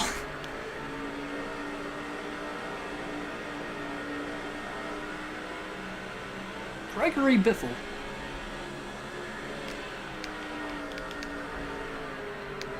To see how quickly the Biff can get by Dale Jarrett now, and maybe there will be an opportunity for Carl Edwards to make the pass. That's going to be his best chance to get around Biffle, is going to be because of a lap car.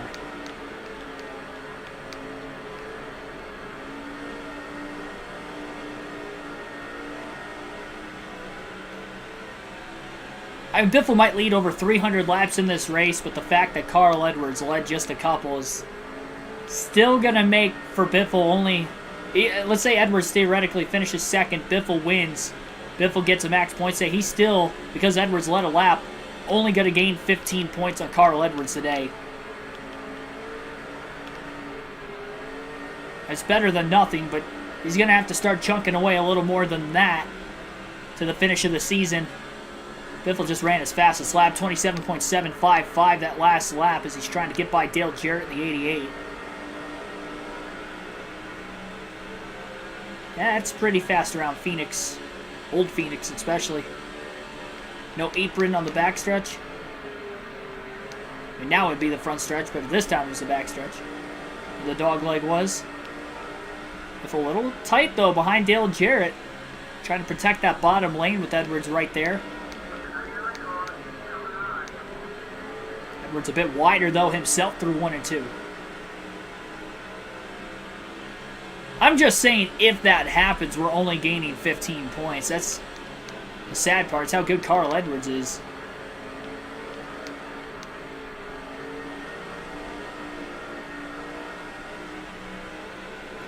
Edwards trying to go for 4 straight top 5s tonight as well. Same for Sadler. And it would be 4 straight top 5s for Biffle if he didn't run out of fuel with 2 to go at Atlanta. That's how close these guys are. If Biffle didn't run out of gas at Atlanta, all 3 of these guys in points would be super tight with each other going into the final 8 races. This is a little bit of a Phoenix doubleheader on the schedule as well, because our next race will be tomorrow night at 6 p.m. Eastern Standard Time. Another Cup Series custom schedule season race. And it'll be taking place at Phoenix, but it'll be a Roval at Phoenix. So the Phoenix Roval tomorrow on the channel at 6 p.m. Eastern Standard Time. Biffle's been a little inconsistent with the Rovals this year, but looking for a solid run, hopefully, and potentially another race win on the season.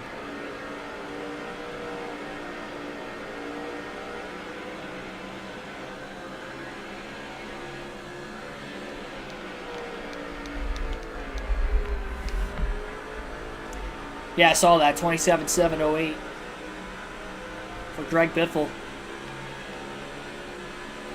He just can't get by Dale Jarrett. It's so hard to pass lap cars, lead lap cars.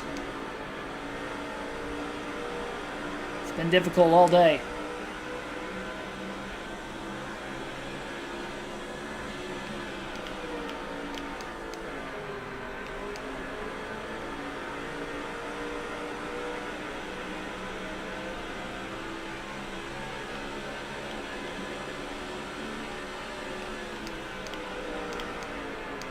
Turns 3 and 4. Biffle all over Dale Jarrett. Still can't get around the 88. Another 27.7.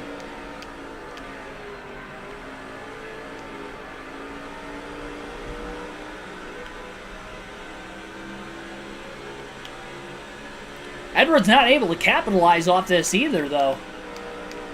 I'm sure Biffle hasn't past the 88, he's been stuck behind him, but Edwards hasn't been close enough to really try to make a move on the 16 at the same time. 200 laps complete. It's the Biffle and Edwards show once again. Oh, Jarrett went a little bit wide that time through 1 and 2. That was enough for Biffle to get underneath the 88. Trying to side draft him. And finally, Dale Jarrett going to go a lap down. There's more clean air on the nose of the 16. And now Edwards has to pass Dale Jarrett with 112 to go.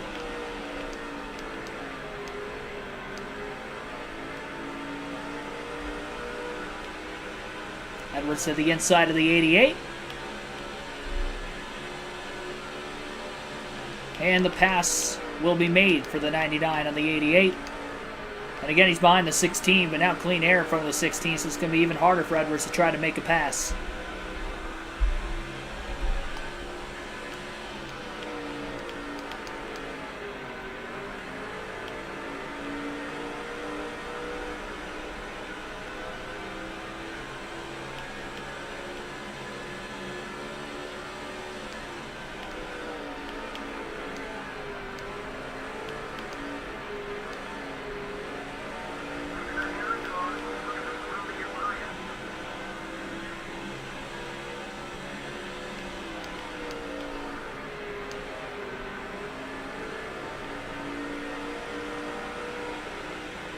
Turn 4 at Atlanta a few days ago. I mean, we were at Atlanta a few days ago.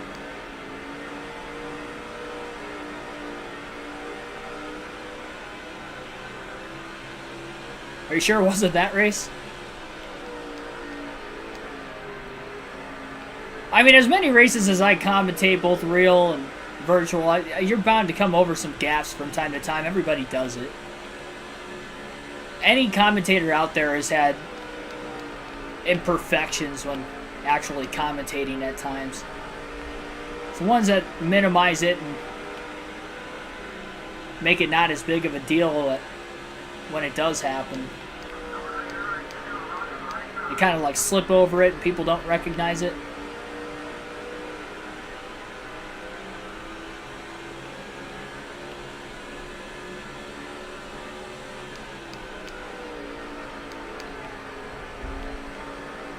Not too worried about it. You don't want to make those mistakes on the big stages. That's where it really kind of stinks. But this channel isn't a big stage by any means.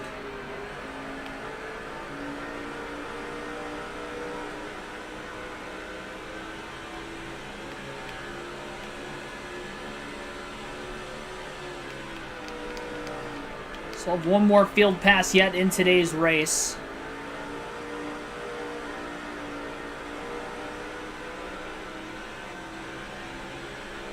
Make sure we get to that at some point in time. And that pit window is going to open up within the next 15 to 20 laps to make it on field in the end of the race. Be interested to see some guys short pit.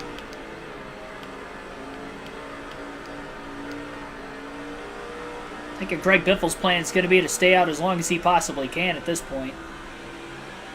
He has no major incentive to try to short pit. Edwards has already led laps, so he doesn't have to go off strategy with the 99 to prevent him from getting the lead in any way.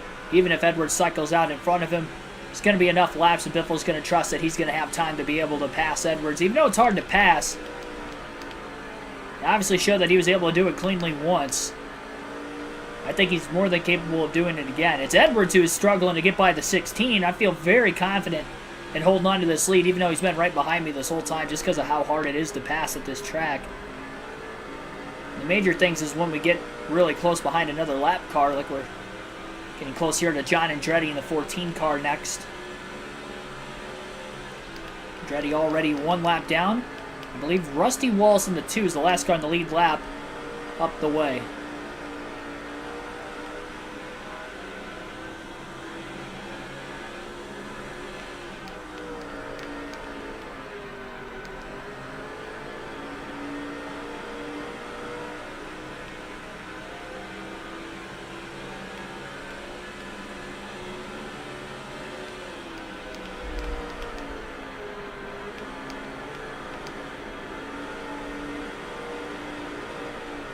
Stuck behind John Andretti. We'll take our final field pass of the race. We'll go to Matt Kenseth in the 17 car first.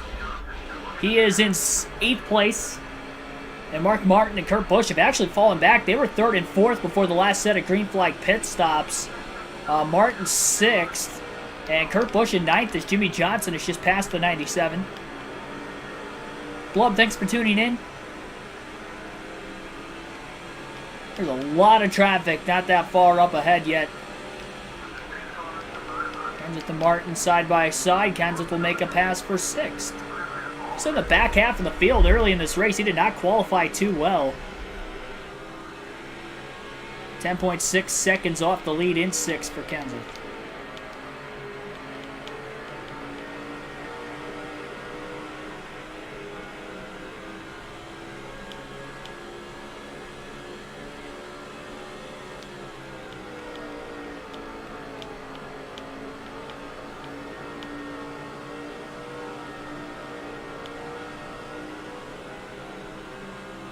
.100 laps to go at the line.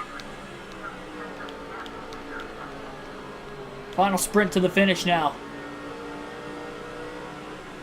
About a third of the race remaining. A little less than that.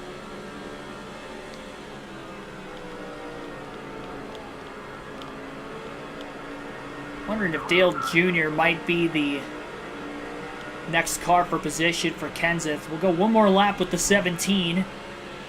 A little less than 10 seconds off the lead now. He's not going to be passing anybody else for position, at least.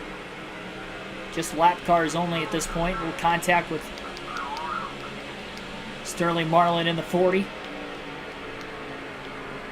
Jeff Burton giving up plenty of the bottom for Kenseth. His former teammate did make a pass on him. We'll go back to Mark Martin in the 6. He's still trying to play a little bit of defense on Jimmy Johnson. See if we can pull away from JJ. Still one more pit stop left until the end of this race. Everybody's pitted twice. Biffle's only pitted for tires once, but has pitted twice as he continues to lead.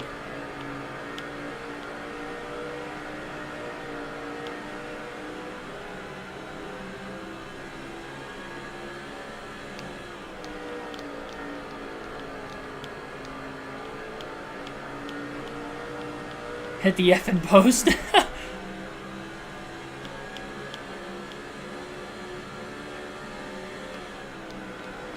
Did he actually say, like, the actual word itself? It's hilarious.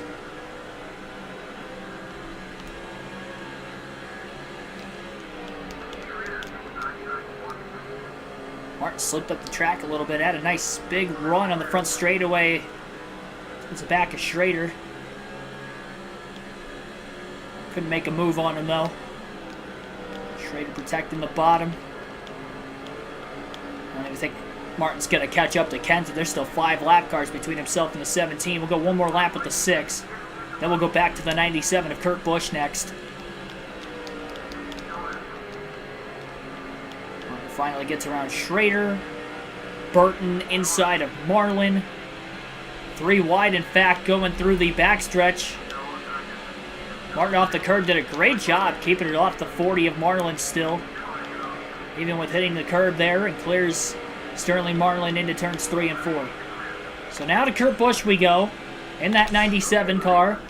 He's still behind Jimmy Johnson in 9th, so looking to get a spot out of this. Might be able to catch Martin for 7th. Martin continues to somewhat struggle to get around some of those lap cars. Got around him a bit better that last lap and a half before we transferred back to Busch.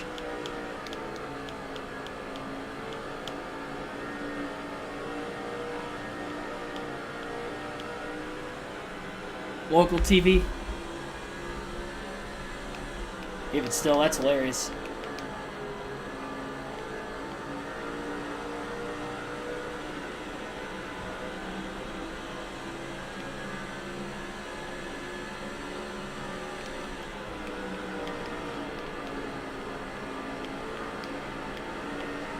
If I ever say anything like that, it's usually out of just funny context. Oh, we got a caution for the first time at lap 220. This is right at the edge of the pit window, too.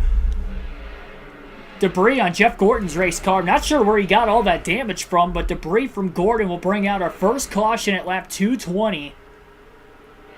As we have about 92 to go, which is as far as Biffle was able to push it on fuel earlier. So this has made things interesting all of a sudden. Kurt Busch is going to pit. And we'll see if the rest of the field is going to pit also. They will. Oh boy. We've got a fuel mileage race at Phoenix, ladies and gentlemen. This is going to be interesting. Oh, man. I don't know what happened to Gordon. We haven't had a caution all race, so I don't know where he got the damage from. But, caution. Debris for Gordon, and now we'll see the Mr. Clean crew go to work on Kurt Busch's number 97. We'll see where Biffle will cycle out.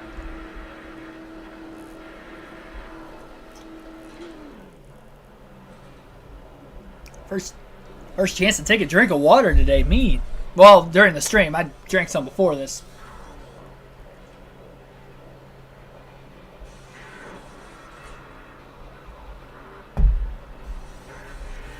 Pretty quick stop there for Busch. Oh, wow. Mark Martin, I think, won the race out of the pits. Where's Biffle at? Oh, Biffle's second. My bad. Kevin Harvick, though, with the stop. He'll lead for the first time today to the restart. Lap cars to the bottom. Things about to get interesting. Green flag back in the air. Kurt Busch in 8th gains 1 spot on pit road. Look at Busch quickly move to the bottom. What a restart for Kurt Busch as he gets under Jeremy Mayfield for position. He couldn't have gotten underneath the lap cars any quicker than he did right there. Johnson trying to block. Can't do it. Busch going 3 wide. Into turn 3. Little contact with Scott Wimmer. They drive on. Kurt goes to 4th in the first lap after the restart. Trapping Martin behind Kenny Schrader. Edwards to 2nd. Biffle to 3rd. Still stuck on the top. Biffle will get down in front of Busch. But Kevin Harvick leads for the first time today at a track that he has won at many times in his NASCAR Cup career. But he's on the outside still, the lap cars. And Edwards is going to get underneath him for the lead off of turn 4. We've had some cars pitting within these first couple laps after the restart as well, which is interesting.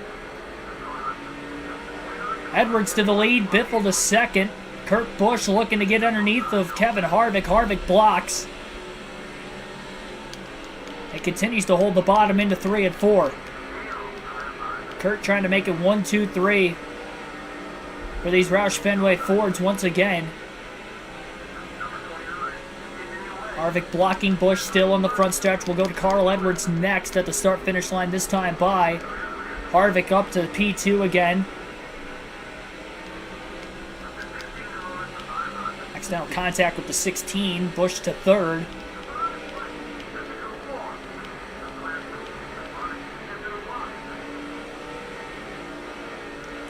Yeah, we've got a fuel mileage race to the end all of a sudden at Phoenix. 27.706, that last lap for Kurt Busch, fastest of any Roush Fenway Ford today. Carl Edwards leads at Phoenix for the second time today.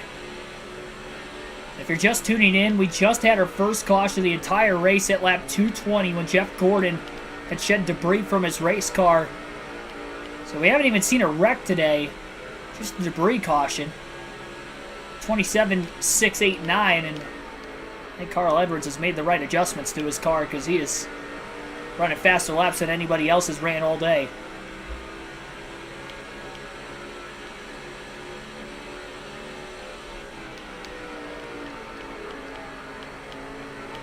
A lot of clean air in front of him. But the caution came out with 92 laps to go, which is right at the edge of the pit window. 27.653 that last lap for Edwards as well. Biffle's still back and forth. Still within reasonable shot of the leader. Edwards pulling away from Harvick, since that 29 has taken over second after getting by Kurt Busch and Greg Biffle. After losing the lead initially to Edwards just the first couple laps after the restart. We'll go back to Greg Biffle for the rest of the race at the line, this time by. We'll have 80 laps to go in a fuel mileage race at Phoenix.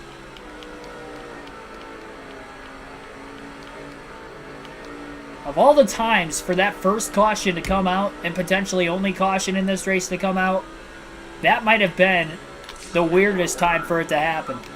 A 27.5 that last lap for Carl Edwards. Good heavens. Fans are probably like, oh, this... Even a Size E earlier is like, oh, this is a boring race. Now things have gotten interesting. For a reason that I don't think any of us could have expected to have happen. It looked like a pretty simple three-stop race today, but then that caution came out in a weird spot for everybody to pit that third time, and it's going to be interesting. Without another caution especially. I think if a caution comes out, I'm going to pit just to make sure I can make it. Don't want Atlanta to happen all over again. Biffle can't afford to have that happen twice this late in the season. Makes an easy pass in 3 and 4. Seemed like Kurt Busch kind of let the 16 go. Realizes he's been much faster than him all day. Kevin Harvick might not going to make that much easier for Greg Biffle, but we'll see. And Kurt's starting to lose touch at the top 3 also. He's fading. He was fading that last green flag run though too, and that's how he fell back towards 9th.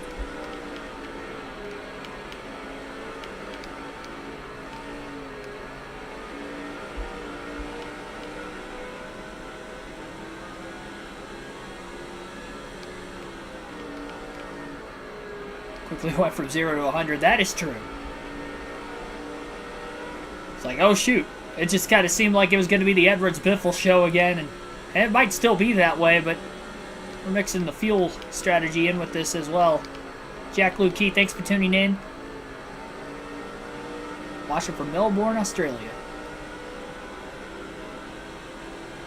Well, hopefully this race gets in before you have to leave for work. So. Should be an exciting one. Harvick's been difficult to pass, and he's starting to close in on the 99. He was pulling away there for a little bit. Kevin Harvick has been a non-factor this whole race, but this caution has gotten him back into it. And that fast pit stop by his pit crew as well has gotten him back into it. It's been tough to pass all day today, and with less than 80 to go, it's probably going to be even tougher for the leaders to pass each other. Not that it was easy before. We haven't had many lead changes. Probably like 4 lead changes this entire race, 3. Harvick trying to make it another as he gets to the inside of Carl Edwards for the lead. Biffle closely going to follow the 29 and get under his teammate. Side by side for second. Harvick back in the lead. And Edwards is going to fall back to third. Biffle slides in front of Edwards. Big time dive. And now the 99 back to the inside. Not quite. Biffle will throw the block into the dog leg. And hang on for second. That was a textbook slide job there for Greg Biffle. Now has his eye set on the 29 to Kevin Harvick once again. But this time it's for the race lead. And they're quickly pulling from Edwards. Edwards fading as well. He's just running the fastest laps of anybody in this race. Not anymore. Couldn't keep that pace up quickly.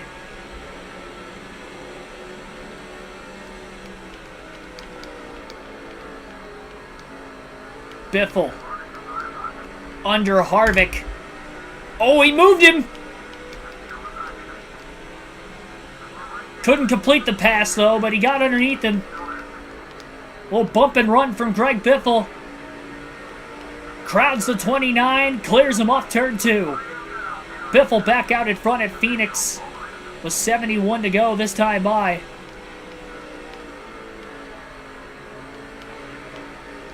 Looking to pull away and then hopefully manage fuel from there, but he wants to get a decent-sized lead first.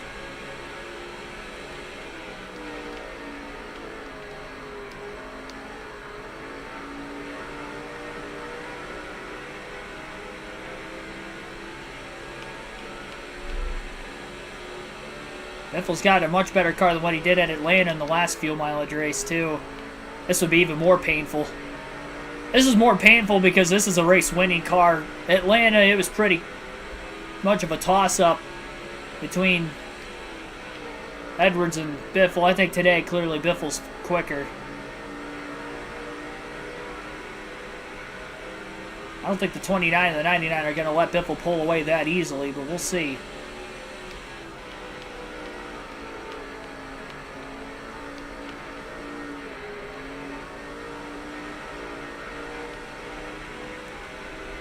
Calm before the storm. And the storm's going to be the last couple laps. Oh, Harvick going a bit wide. See, they're in the dirty area. Nobody's been able to pass Biffle for the lead all day today. The only reason Edwards got to the lead was because he cycled off of pit road during the second set of green flag stops quicker. And speaking of Edwards, he is now back into second place as he has cleared Harvick off of turn 4 with a little less than 70 to go.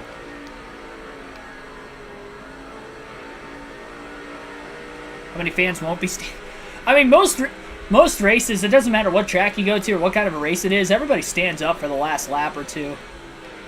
That was one thing that was awesome about Daytona for the 500. Everybody was standing with like 20 to go. Like, everybody stood up with like 20 laps left, which was way different from any other race I had ever been to. Even the Indianapolis 500, to a certain extent, they all started standing up with like 10 to go.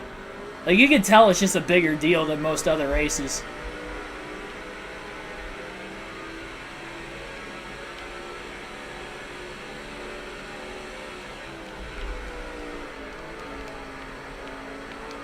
It's like, this isn't just for any race, this is for the race. And the fans knew it.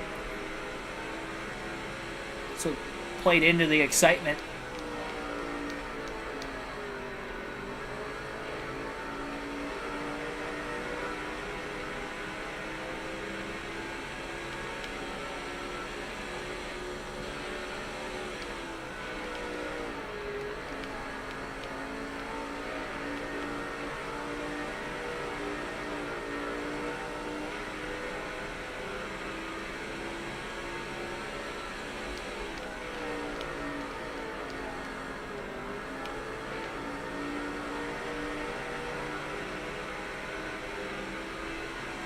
At least we know Greg Biffle's gone over 160 laps on 4 tires at Phoenix today, so having to go 92, he's not worried about that at all. So he is not worried by the grip level in this car to the end of the race. He's just worried about the fuel situation that we're on right now. Now the caution came out, I guess technically it came out with 93 to go. But that was when we were with Kurt Busch. I think the leaders were at 92 to go when the caution came out. So 92 laps left when the caution came out. We had about 89 laps to go when we went green. So that's kind of what we're looking at right here.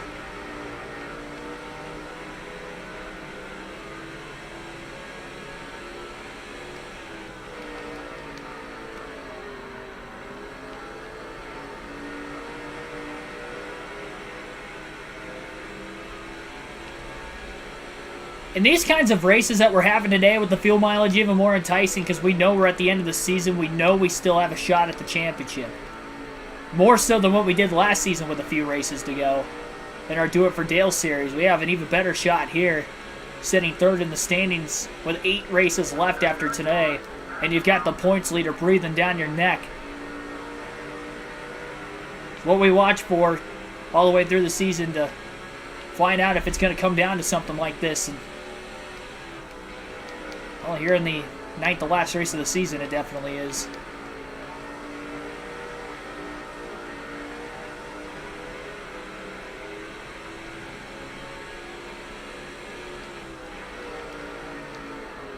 I mean, you might have said something about it with Atlanta.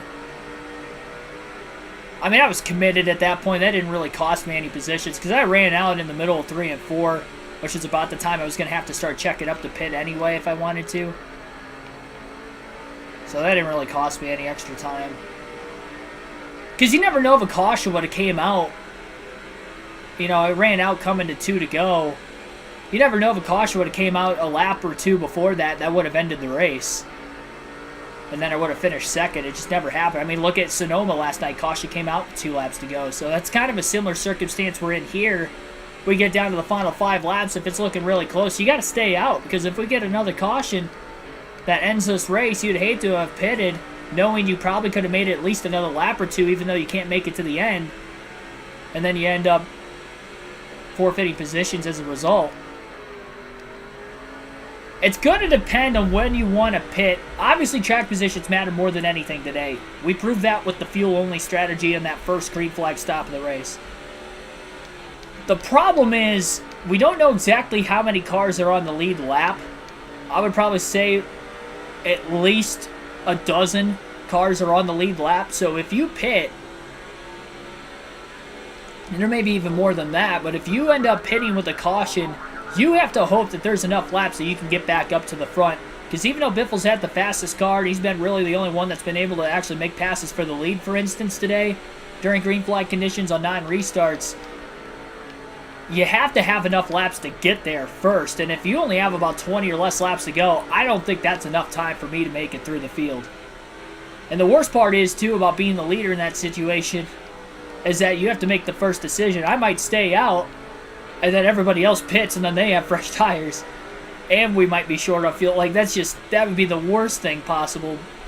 We still may end up seeing other drivers short other than just Biffle to the end of this race. It's definitely possible. 56 laps to go at the line this time by.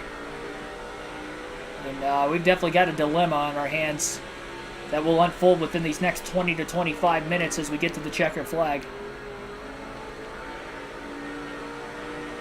And these guys will catch lap traffic before the end of the race as well, so that's maybe another opportunity that Edwards and Harvick can try to pounce on Biffle. They're staying with him, but they are not going to have any chance to pass him unless Biffle makes a major mistake. Biffle hasn't even made contact with the wall this whole day. He has been perfect, hitting his marks through the corners, making passes. He just ran his fastest lap of a 27.695 that last lap, so he is looking really good right now and has been all the way through this race. He's played the strategy out perfectly.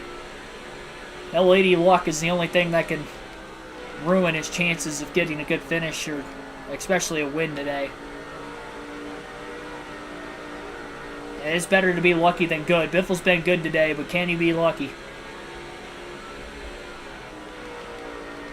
It's so hard to win these races. Especially us doing full races on video games. For anybody that hasn't done it before, and you guys, you know, whether you're maybe harsher critics, like I've seen comments before about, there was a comment literally a couple days ago, I think it was the Atlanta, California stream, and my car was really loose You guys saw me holding on to it at the end of the race for dear life. There was a comment, like, the next day, talking about, like, you're moving the analog stick back and forth way too much in the middle of the corner. You need to be better at that. If anybody else would have tried to drive the car I had at Atlanta that day, I would like to see you try not to spin out. Because I didn't spin out. I almost did a couple times. I was hanging on for dear life. And I was still somewhat keeping up with Edwards. I didn't really have enough to pass him because of how loose the car was. But I was doing everything. That was probably the best race I drove to just not get a good finish all season, really. And it was a clean race for me. Didn't make any mistakes, even though it looked like I was going to make a bunch of them. It's not easy to win these races with longer distances. NASCAR 22 mainly for glitch reasons, but you know, this is more just because of how hard it is to drive the cars at most of these tracks on this game. You gotta figure when you're running a shorter race,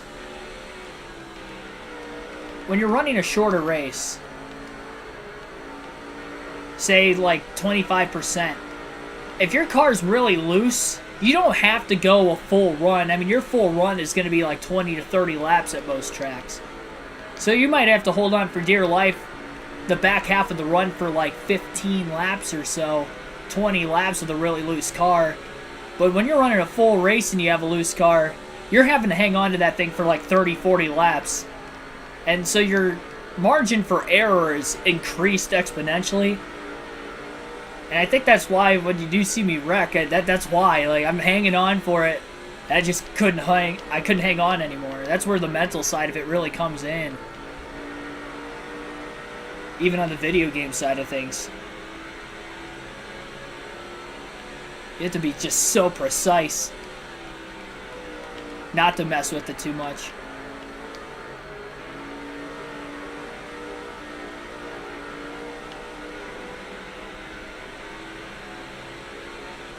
That'd be bonus if Edwards ran out of gas late and Biffle didn't. That'd be one way to make up a bunch of points. I mean, even Edwards deserves a good finish. Biffle deserves the win today, but Edwards has been top 3 all day. And Harvick's potentially going to get around him for second here as Edwards went a bit wide off of turn 2. And Harvick will clear him into 3 and 4 for second. Biffle will be to the back of his first lap car during the second green flag run of the race within the next few laps. Yeah, caution came out like somewhere between now and the next like 15 laps. I would definitely pit. We start to get under 30 to go, it's going to be harder and harder to make the decision to pit. Favorite things, Keegan's streams. When he's really loose, you can hear the stick flicking back and forth. I mean, it probably would be entertaining. At least you know my struggle because you can hear it out of the controller. It's more exaggerated though with this and like the PS4. Like if I'm loose on NASCAR 21 Ignition, I don't think you're going to hear the analog flick back and forth as much because the game is smoother because it's just a newer generation game. But the older the game, the more arcadey it is, so you're going to hear the analog stick more in general, even if I'm not loose. It's not quite as smooth.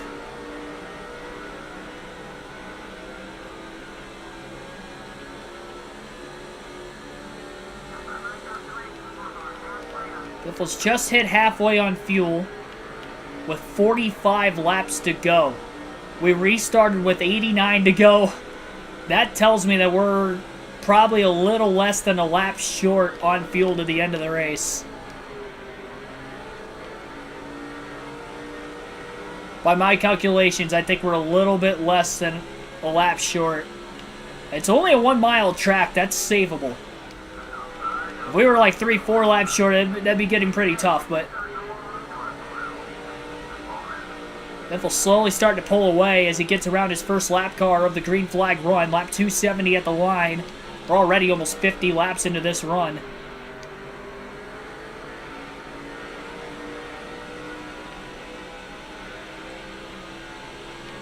Biffle slowly starting to extend that lead. And the more traffic he can get by quicker, and not struggle to get around any lap cars, the more he should be able to pull away, especially if the 29 to 99 start racing each other and have to deal with those same lap cars, obviously. Harvick going to get by the lap car in the 144 fairly quickly. At the 143 just up ahead as well. Edwards still behind the Coca-Cola 144 car. Zim in the 143 just up ahead.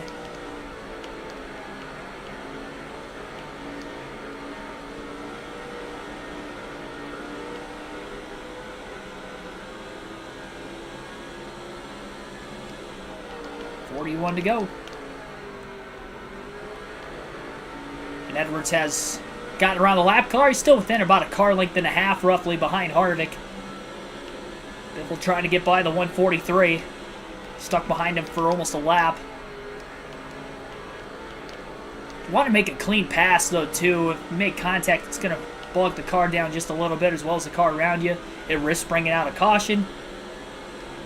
Which, as much as I would kind of want to see it, the more laps we run green before a potential caution, the less likely I am to pit.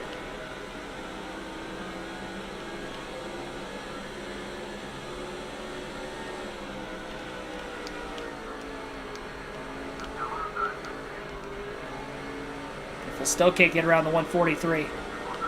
He's got a 0.6 of a second lead. Edwards pulling low on the front stretch underneath Harvick. Trying to get back into second, can't do it, and he overdrove the corner. The flatter entry that time. Biffle trying to move the 143 out of the way, couldn't do it.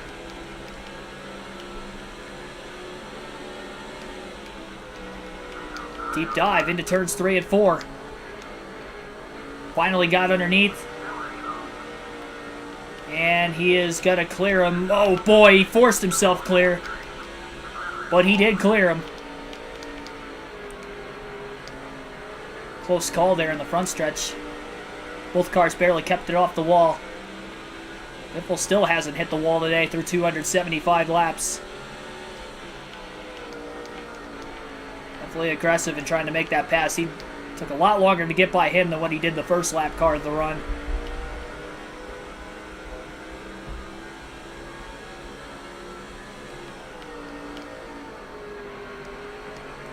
The problem is we can't save fuel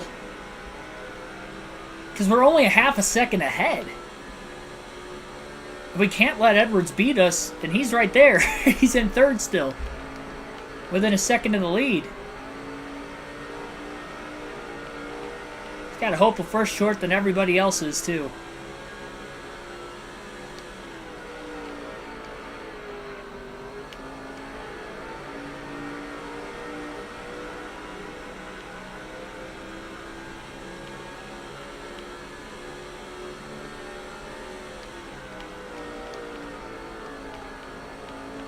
Definitely be sure to hit that like button, subscribe if you have not already for more daily NASCAR content. This race has come down to the wire today. Yeah, if we do pit, it's definitely going to be a splash and go. Try to stay on the lead lap at least, kind of similar to Atlanta. At least we got a 19th place finish. We're taking tires, I definitely wouldn't have finished 19th. Probably would have been on pit road about an extra 6, 7, 8 seconds. Oh, we got another car blowing up. No caution, we stay green. I think it might have been John Andretti in the 14 who just blew an engine there, but we do stay green. No yellow flag.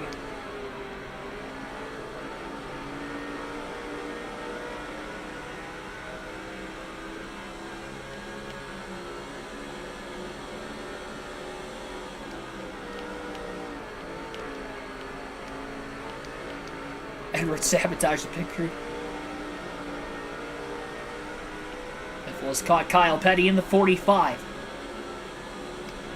The lap cars he's caught during this run, he's caught cars that were already a couple laps down. 45 included, I believe Boris said, and Kenny Schrader will be the next 2 cars after that. Full on the low dive. Can't get to the inside of Petty yet into turns 3 and 4. Trying to back the car up a little more in the middle of the corner after driving it in very deep.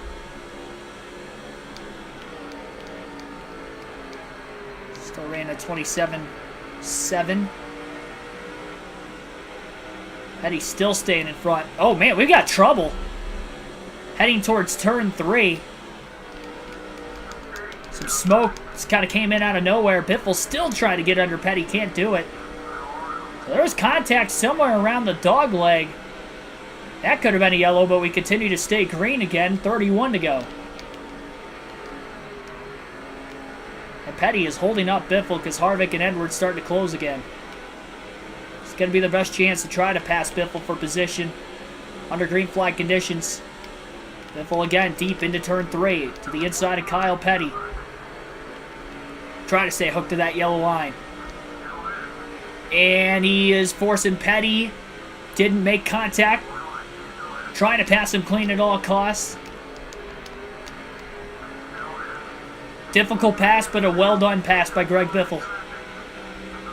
One more car between the top two.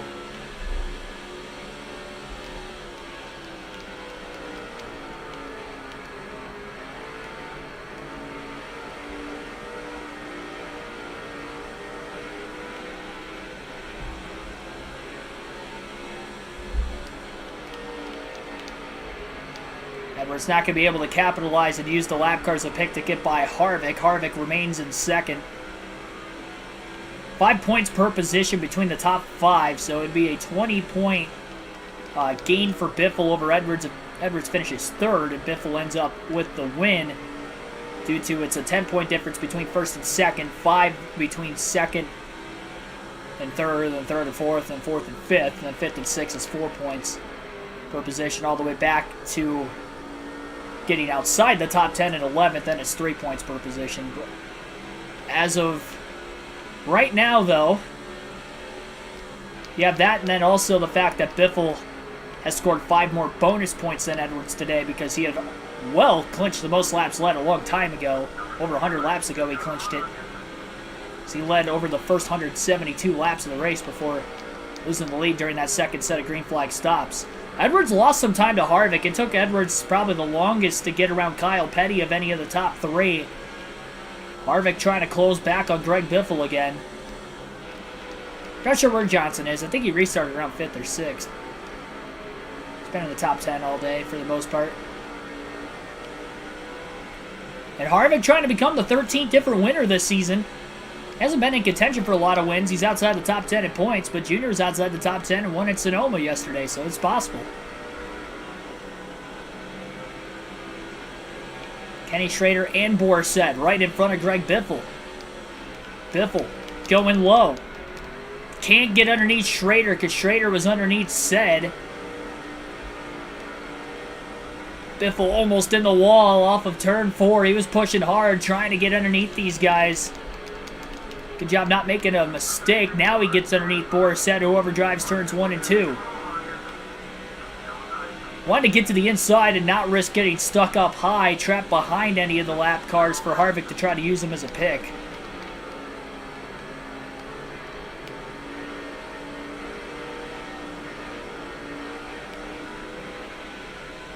Four more lap cars within a close vicinity in front of Greg Biffle right now.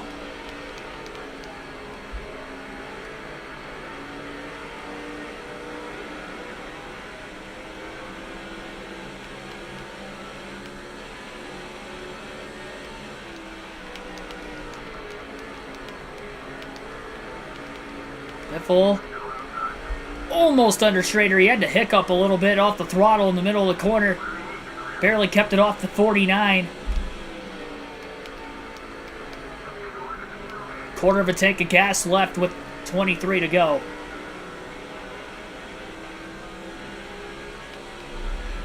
May not be looking good right now for Biffle to try to make it on fuel to the end.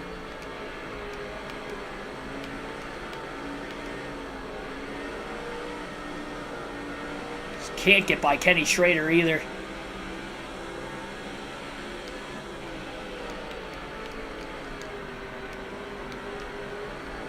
Biffle going to start backing off just a little bit here. He's stuck behind these lap cars, but he is not going to be using as much brake in the middle of the corner. He's going to start just kind of letting out of the gas early. Doesn't feel as of right now he's going to make it off fuel to the end. He wants to make sure he's going to make it. It's going to be hard to do this and hold on to the lead because it's probably going to affect his corner entry speed. He is out of the gas. Harvick's going to get underneath him, and Biffle's going to lose the lead. But Biffle's backing it up. He's trying to make it on fuel. Still a lot of lap cars in front of Harvick. I don't think he's going to get too far away for right now. So Biffle's backed off of it a little bit here over the last lap and a half to 2 laps.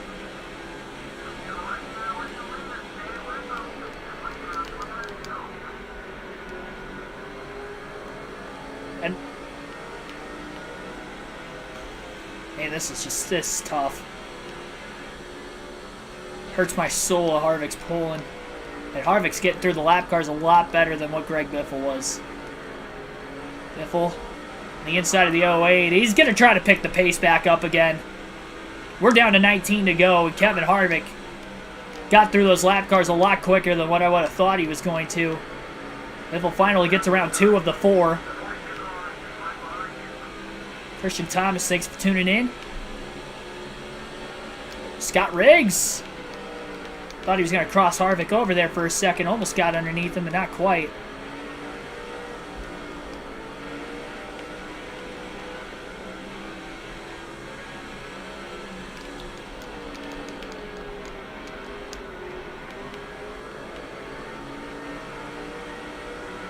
A lot of clean air. The 29 contact between Riggs and Biffle off of turn 2. Stalls the 16 out a little more as well.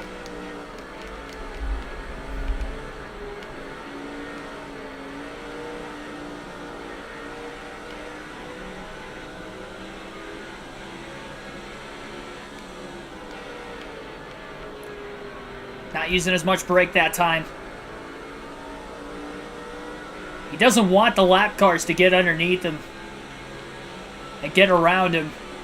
Riggs big bounce off the curbing on the backstretch.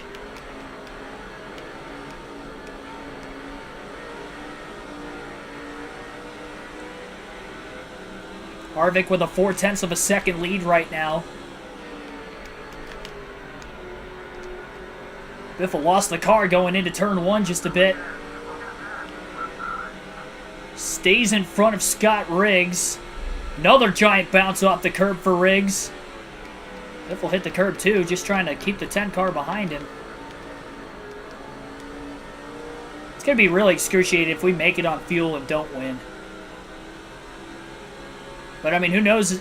Biffle backed it off there for about 2 or 3 laps. He's trying to save a little bit.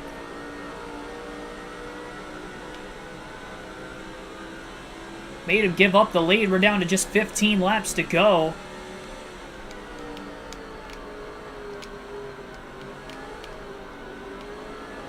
Backing it up quite a bit in the middle of the corner that time. Trying to nurse it as much of the way home as he can. Still running 27.8. Harvick has picked up his pace on this long run. We're down to a 1/4 tank of gas left. I still don't think Greg Biffle's going to make it.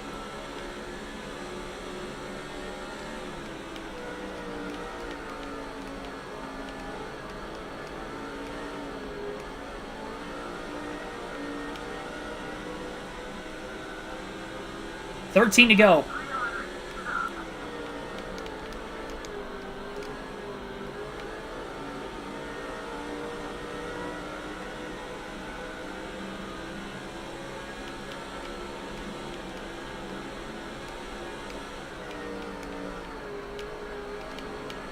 We're kind of feathering the throttle on the straightaways just a little bit, rather than in the corners. Trying to nurse it home. Kevin Harvick starting to close back in on another lap car. Jeff Green in the 43 just up ahead. Oh, Kenny Schrader just got to the inside of Kevin Harvick. Harvick getting held up by a couple lap cars now. Green on the outside. Biffle is now going to get to the inside of the 29. It's going to be his best chance to make a pass. Harvick tries to squeeze the 16. Can't do it. And now he's going to use the 43 as a pick. Biffle back out in front again at Phoenix as we come to 10 to go. I'm praying a caution comes out in the final 5 laps so this race ends under yellow. That's going to be probably the best chance for Biffle to be able to win the race and make it on fuel at the same time. We're down to 10 to go.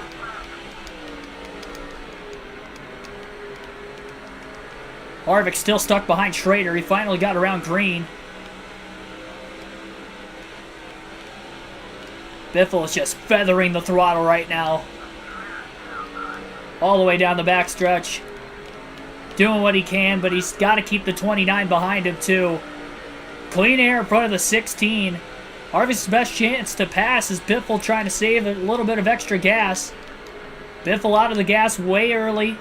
Not going to use as much brake into turns 1 and 2. Again, holds on to the lead. It's getting scary. Doing the same thing down in turns 3 and 4. Jeff Green to the inside of Kevin Harvick. Harvick lost the bottom to another lap car. 8 to go for Greg Biffle. Can Biffle win the fuel mileage race at the Subway Fresh 500 at Phoenix? Edwards trying to close in. These lap cars are costing Kevin Harvick all of a sudden. Tell you what, Biffle's not going to have enough for a victory celebration if he makes it.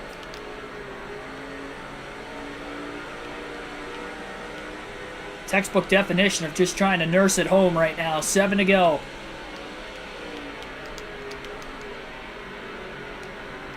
Out of the gas for a long time in turns 1 and 2. Lap car of Jeff Green to the outside. That's how slow Biffle's going on the straightaways.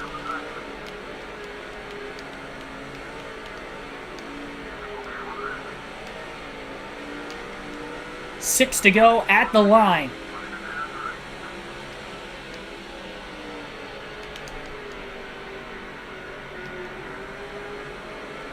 Edwards gets into Biffle. Biffle was checked up quite a bit in the middle of the corner. And that allows Kevin Harvick to get to the outside and potentially get to the lead. Biffle pushing a little harder into 3 and 4, trying to stay underneath the 29. He's going to force him wide. Harvick doesn't lift. He's in the wall. 5 to go. Biffle out to a 9/10 of a second lead.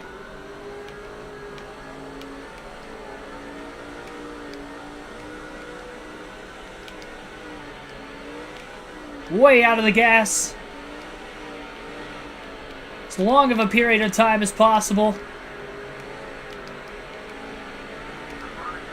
He's got to get back into it again as here comes Harvick. 4 to go. He had a 9/10 of a second lead. He used it up immediately. Harvick with a deep dive into 1. I'm just praying for a caution right now. A lot of drivers in the mix. Biffle still checking up quite a bit. Harvick to the outside.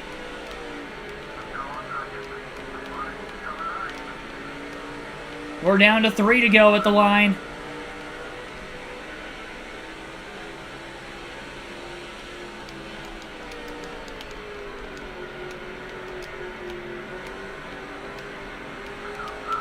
Biffle's been trying to save for a while. Edwards to the lead. He got by Harvick in 1 and 2. Clears Biffle. Biffle drives it deep into the corner. He uses up his teammate. The refuse to lose attitude from Biffle. 2 to go. Trying to save gas. He's not trying to pull away because he wants to try to make it to the end. He's got a lap and a half to go. That's a mile and a half. Be coming to the white flag this time. He's got the 99 on his outside. Has Biffle saved enough? Gotta go 92. He's on the 91st. White flag, final lap.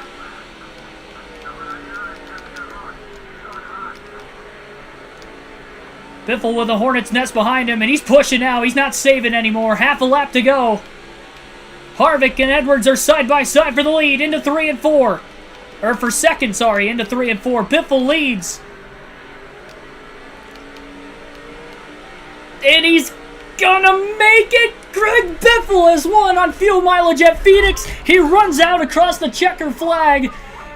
And he has done it! Let's go! Timed it perfect! He saved just enough and held on to win. Yes! Wow! I didn't think I was going to make it there. I backed it up enough. I ran out right as I crossed the checkered flag. And I didn't even have enough for the victory celebration, but we did it. We did it. Oh, man. Wow. Championship defining win today. I'm glad I started backing it up when I did, because I wouldn't have been able to make it. We had to let Harvick lead for a little bit, and I was able to run him back down because of lap traffic, and then try to save again. But it wasn't like I could save a lot. Like, I was saving barely.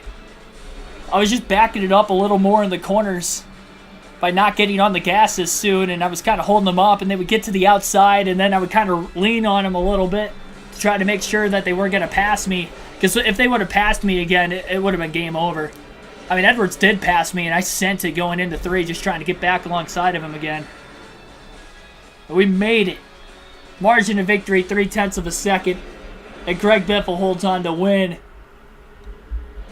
at the line, but not by much. Wow. If I would have ran out in the middle of 3 and 4, they would have just blew right around me off the exit of the corner. I'm glad I ran out like when I did, which was literally probably 100 feet in front of the start-finish line, maybe even less than that. I can't believe we made it. I mean, I thought if I was going to back it up and be able to make it, I wasn't going to be able to win the race, too. And that's why when Harvick took the lead, I kind of figured, I was like, man, we're in second. And we were backing it up so much. I saw Kurt Busch, in the running late. Kurt Busch was there because he ended up finishing 3rd. It doesn't show the intervals, but yeah, Kurt Busch was right there at the end. He could have stolen it too. Biffle would have ran out sooner. My gosh, yeah, if we would have ran out even like 3 seconds sooner than what I did, I might have gotten past coming to the checker. Oh, wow. 19 lead changes. A lot of those are Biffle trying to save fuel there in the late going. One caution that almost costed Biffle the race because they were on the edge of the pit window from then on, but he was able to make it. Kevin Harvick finishes 2nd, 18 laps left. Kurt Busch didn't lead a lap, finishes 3rd. And points leader Carl Edwards, who did get 5 bonus points for leading 14 laps today, finishes in 4th. Jimmy Johnson, top 5, started 2nd, led 3 laps during green flag stops, finishes in 5th. Tony Stewart, 6th. Mark Martin with a great day, finished in 7th. Matt Kenseth, great day, 8th. It means all 5 Roush Fenway cars finished in the top 8. Great performance for them all around today. Bobby Labonte, 9th, and 2nd place driver in points, Elliott Sadler. His top 5 streak came to an end today, but he gets a top 10. A good run for him. And it looks like we had 16 cars in the lead lap. That would have been tough, pitting with a late caution to try to come back from that to win on fresher tires. So 16 finished on the lead lap.